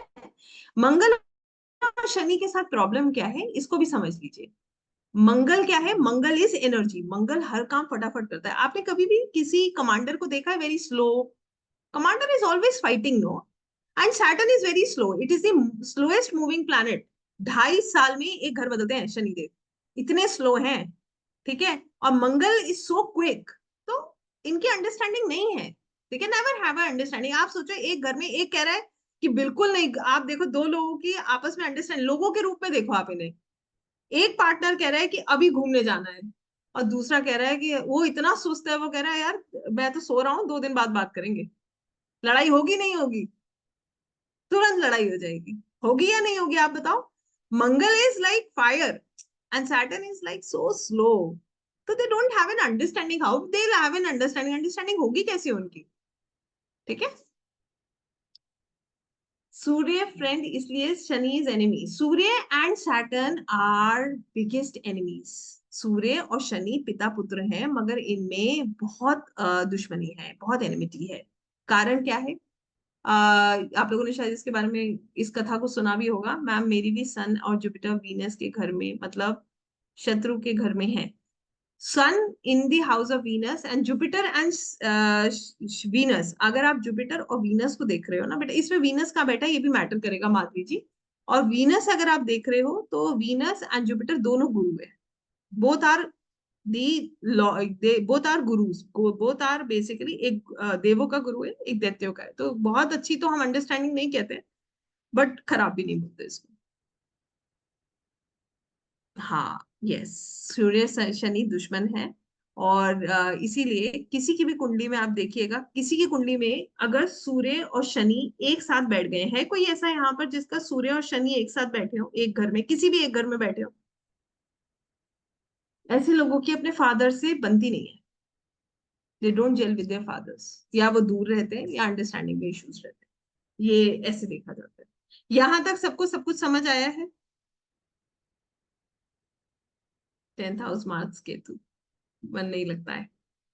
हम्म, स्टेबिलिटी नहीं आती है, ठीक है। So I am going to stop this share now.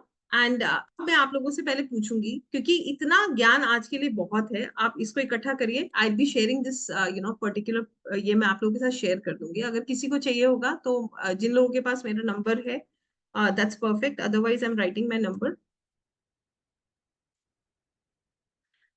ये हमारा नंबर, सॉरी, ये तो चलो गया। आई लास्ट द टीम, प्लीज आप एक नंबर सबको भेज दीजिए। आप लोग एक मैसेज कर दीजिएगा, क्योंकि बहुत सारे ग्रुप्स में we have not made any particular group for this. हालांकि शायद एक ग्रुप है, उसमें रिकॉर्डिंग भी आपको मिल जाएगी, and you will also get the PDF, जिससे आप पढ़ सकते हैं। At least you can go through these things जो अभी आपको बताई गई हैं। इतना आप पढ़ लेंगे तो it is going to help you. तो ये नंबर शेयर कर दिया, अगर फिर भी आप लोग उसमें ना हो तो you can take it from मी।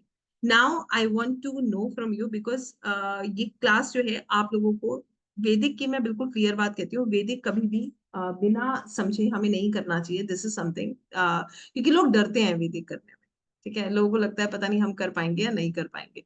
तो इस क्लास को रखने का एक ही उद्देश्य था कि बहुत सारे इंक्वायरीज थे, एंड आई वांटेड कि सब क्लैरिटी हो जाए कि वो कर सकते हैं या नहीं कर सकते हैं, before deciding whether they have to go for it और नॉट। तो now I want to know how many of you really feel कि आपको वैदिक करना चाहिए। पहले तो ये इंपॉर्टेंट है, उसके बाद फिर मैं आगे बढ़ती हूँ, because we are going to then I am going to help you कि आपको कैसे आगे फर्दर करना है, या कब आप कर सकते हो, या कुछ भी, जो कुछ भी आपके मन में है। तो पहले तो आप लोगों में से ही मैं जानना चाहती हूँ कितने लोगों को ये लगता है कि they have to do it. Okay, great, I am waiting for your messages. Okay, wow, we have a lot of people now, so good. So I'll not waste a lot of time. We have a lot of people saying ki yes, we want, we have to do. हाँ, any time बिल्कुल, any time Surekha ji, पूर्वी जी, yes.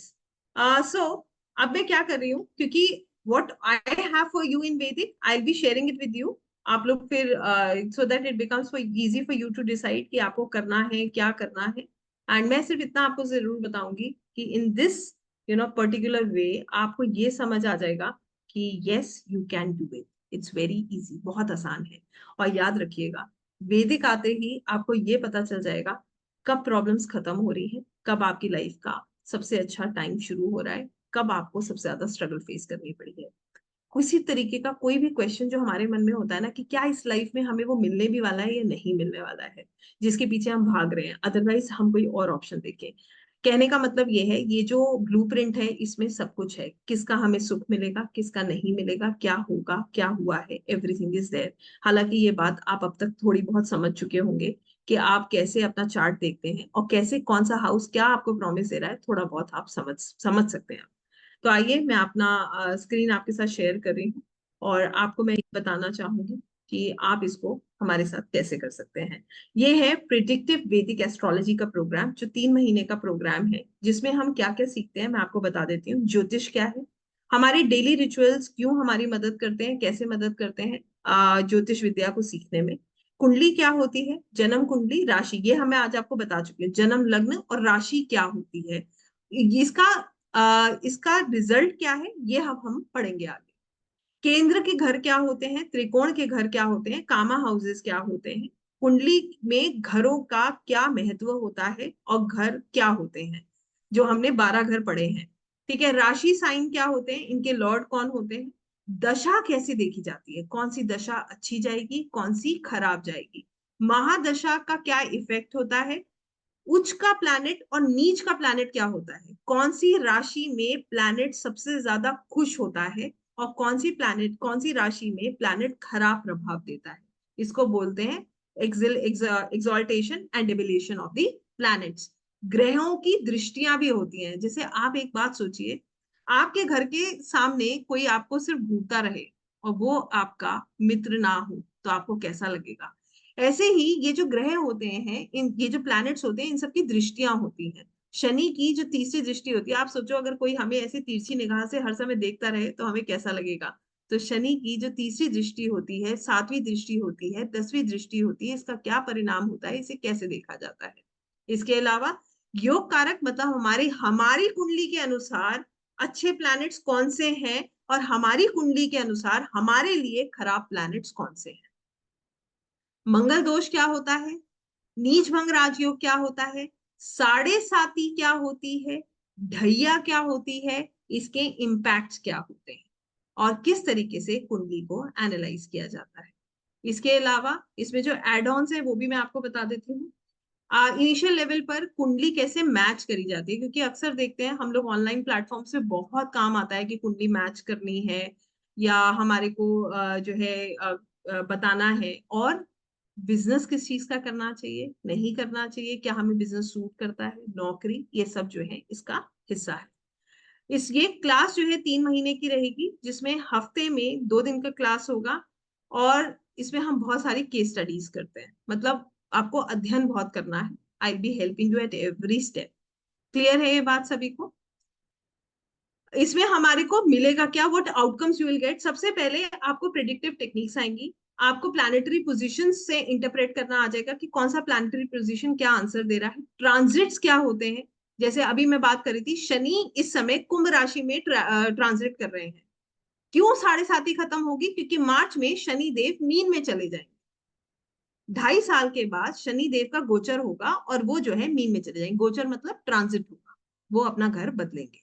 तो उसका हमारे ऊपर क्या impact होगा, आपने भरा हुआ है यूट्यूब इससे, शनि का गोचर होने वाला है, आप अक्सर पढ़ेंगे, अब बुध का गोचर हो गया, अब बुध उदय हो गया, अब बुध अस्त हो गया।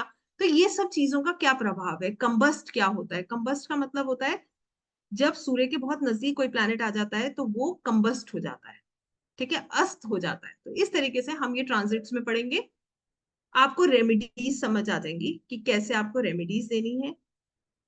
और इसके अलावा एथिकल कंसिडरेशंस आपके क्या हैं, किस तरीके से हम एथिक्स को जो है देख सकते हैं, और प्रैक्टिकल एप्लीकेशन आप कैसे करेंगे, कैसे आप कुंडली एनालाइज करते हैं, और ये आपको सब समझ आ जाएगा। तो मैं इसमें एक दो चीजें आपके साथ शेयर भी करना चाहूंगी, जिन लोगों ने अभी पास में, क्योंकि ये 3 महीने का ही प्रोग्राम मैंने कराया है, बेसिक जिन्होंने किया है उसमें से एक दो लोगों को आपको बताती हूँ। जिन लोगों ने जो टैरोस कर रहे थे वो सब लोग अपग्रेड करके अब वैदिक कर रहे हैं साथ में, और उनके प्रिडिक्शंस और कॉन्क्रीट हो जाते हैं व्हेन यू हैव 2-3 मोडालिटीज।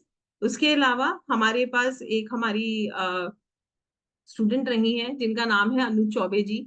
उन्होंने अरुण पंडित जी की टीम ज्वाइन करी है एज अ मेंटोर, जो वैदिक भी पढ़ा रही हैं वहां पर और टैरोस भी पढ़ा रही हैं।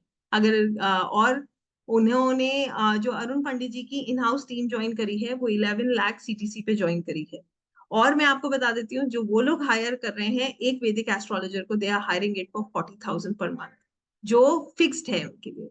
उसके इतना पोटेंशियल है इन इसमें, ये मैं आपको बताना चाहती हूँ। It is just a glimpse of knowledge जो मैं आपके साथ शेयर कर रही थी, जो हमारे लिए सक्सेस स्टोरीज हैं। और अगर मैं इसको बोलूं तो हमारे लिए ये these are the gems of Pinglaksh astrology. ये लोग जो है इन्होंने हमें बहुत, I always feel proud when I see them doing great. So ये इसलिए मैंने आपके साथ शेयर किया है। Now I come to this. आपको इसमें क्या मिलता है, you will get the certification on completion, आपको हर क्लास का रिकॉर्डिंग मिलेगा, आपको पीडीएफ नोट्स मिलेंगे इंक्लूडिंग रेमेडीज, और आपको मेरा सपोर्ट रहता है। You will gate my life time support like I always do in all the sessions. और फीस की अगर मैं बात करती हूँ तो इसकी जो फीस रहती है दैट इज 15,300 फॉर 3 मंथ्स, जिसमें आप मंथली इंस्टॉलमेंट में 5,100 करके पे कर सकते हैं, ठीक है। तो this is all from my side, and फिर भी अगर आपके पास कोई भी क्वेश्चन है, you can contact us, you can ask us. और यहाँ पर ये भी नोट मैं आपके साथ शेयर करना चाहूंगी, एक्चुअली में एस्ट्रोलॉजी सच में एक ऐसी लैंग्वेज है, अगर आप इसे समझ जाते हैं, इस लैंग्वेज को समझ जाते हैं, तो आपका ऐसा लगेगा कि ब्रह्मांड आपसे बातें करता है। इसमें कोई डाउट नहीं है, जैसे ही कुंडली खोलते हैं तो ऐसा लगता है ग्रह हमसे बात कर रहे हैं। इतना सुंदर है एस्ट्रोलॉजी। अब मैं अपना शेयर स्टॉप कर रही हूँ और मैं आप लोगों को अनम्यूट कर रही हूँ। किसी को कुछ भी पूछना है तो आप लोग मुझसे पूछ सकते हैं। बाकी मेरा नंबर आप लोगों के साथ शेयर है ही, in case if you want to ask anything, you have any queries, you can ask me. Classes इसी वीक स्टार्ट होंगी, ये भी मैं आप लोगों को बता रही हूँ। We are going to start the classes this week only.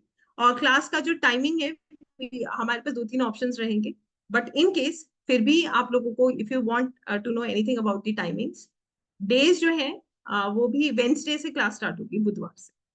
Clear है? ऑलरेडी जो लोग रजिस्टर कर चुके हैं उनको हमारी तरफ से इंफॉर्मेशन जाएगा, जो लोग भी करेंगे उनको भी वी विल गेट इट। और रजिस्ट्रेशन अमाउंट जो है दैट इज 2100। आप 2100 देके रजिस्टर कर सकते हो, रिमेनिंग आप जब क्लास ज्वाइन करो आप बात करके यू कैन पे दैट। ठीक है? Any question anybody has? किसी का कोई भी क्वेश्चन है आप अनम्यूट करके पूछ सकते हो, आई एम स्टिल देयर। या मैं मान लूं सबको एक ही बार में सब समझ आ गया? मैम, हाँ जी, बोल लीजिए।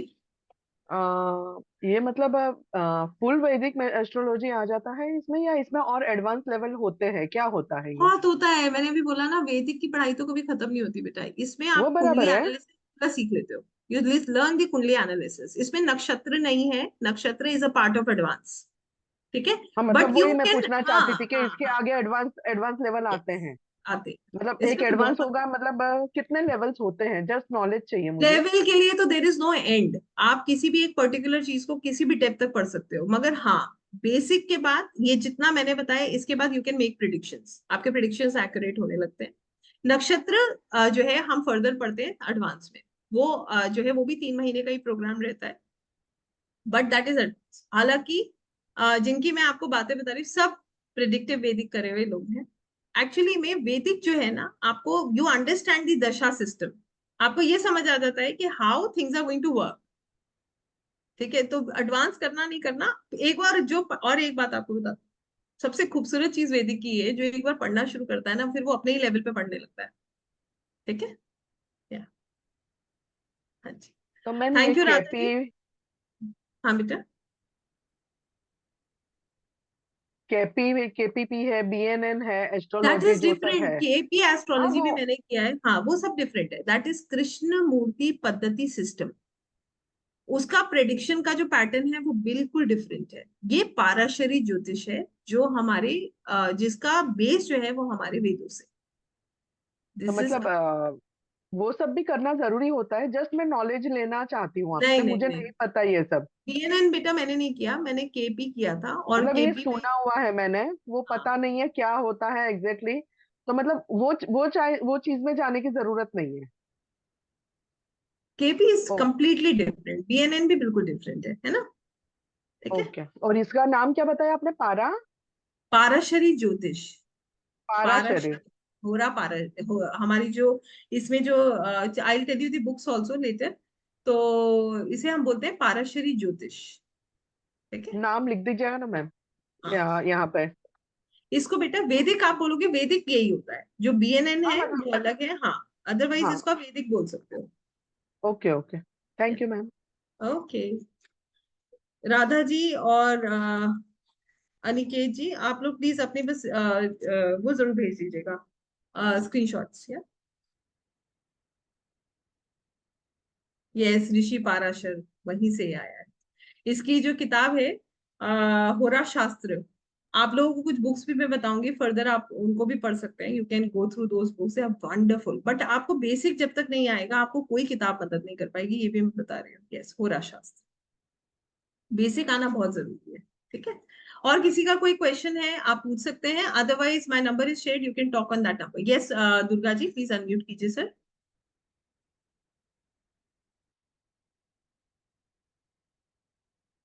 जी, अनम्यूट कीजिए सर, वहां से अनम्यूट करना पड़ेगा आपको। ओके।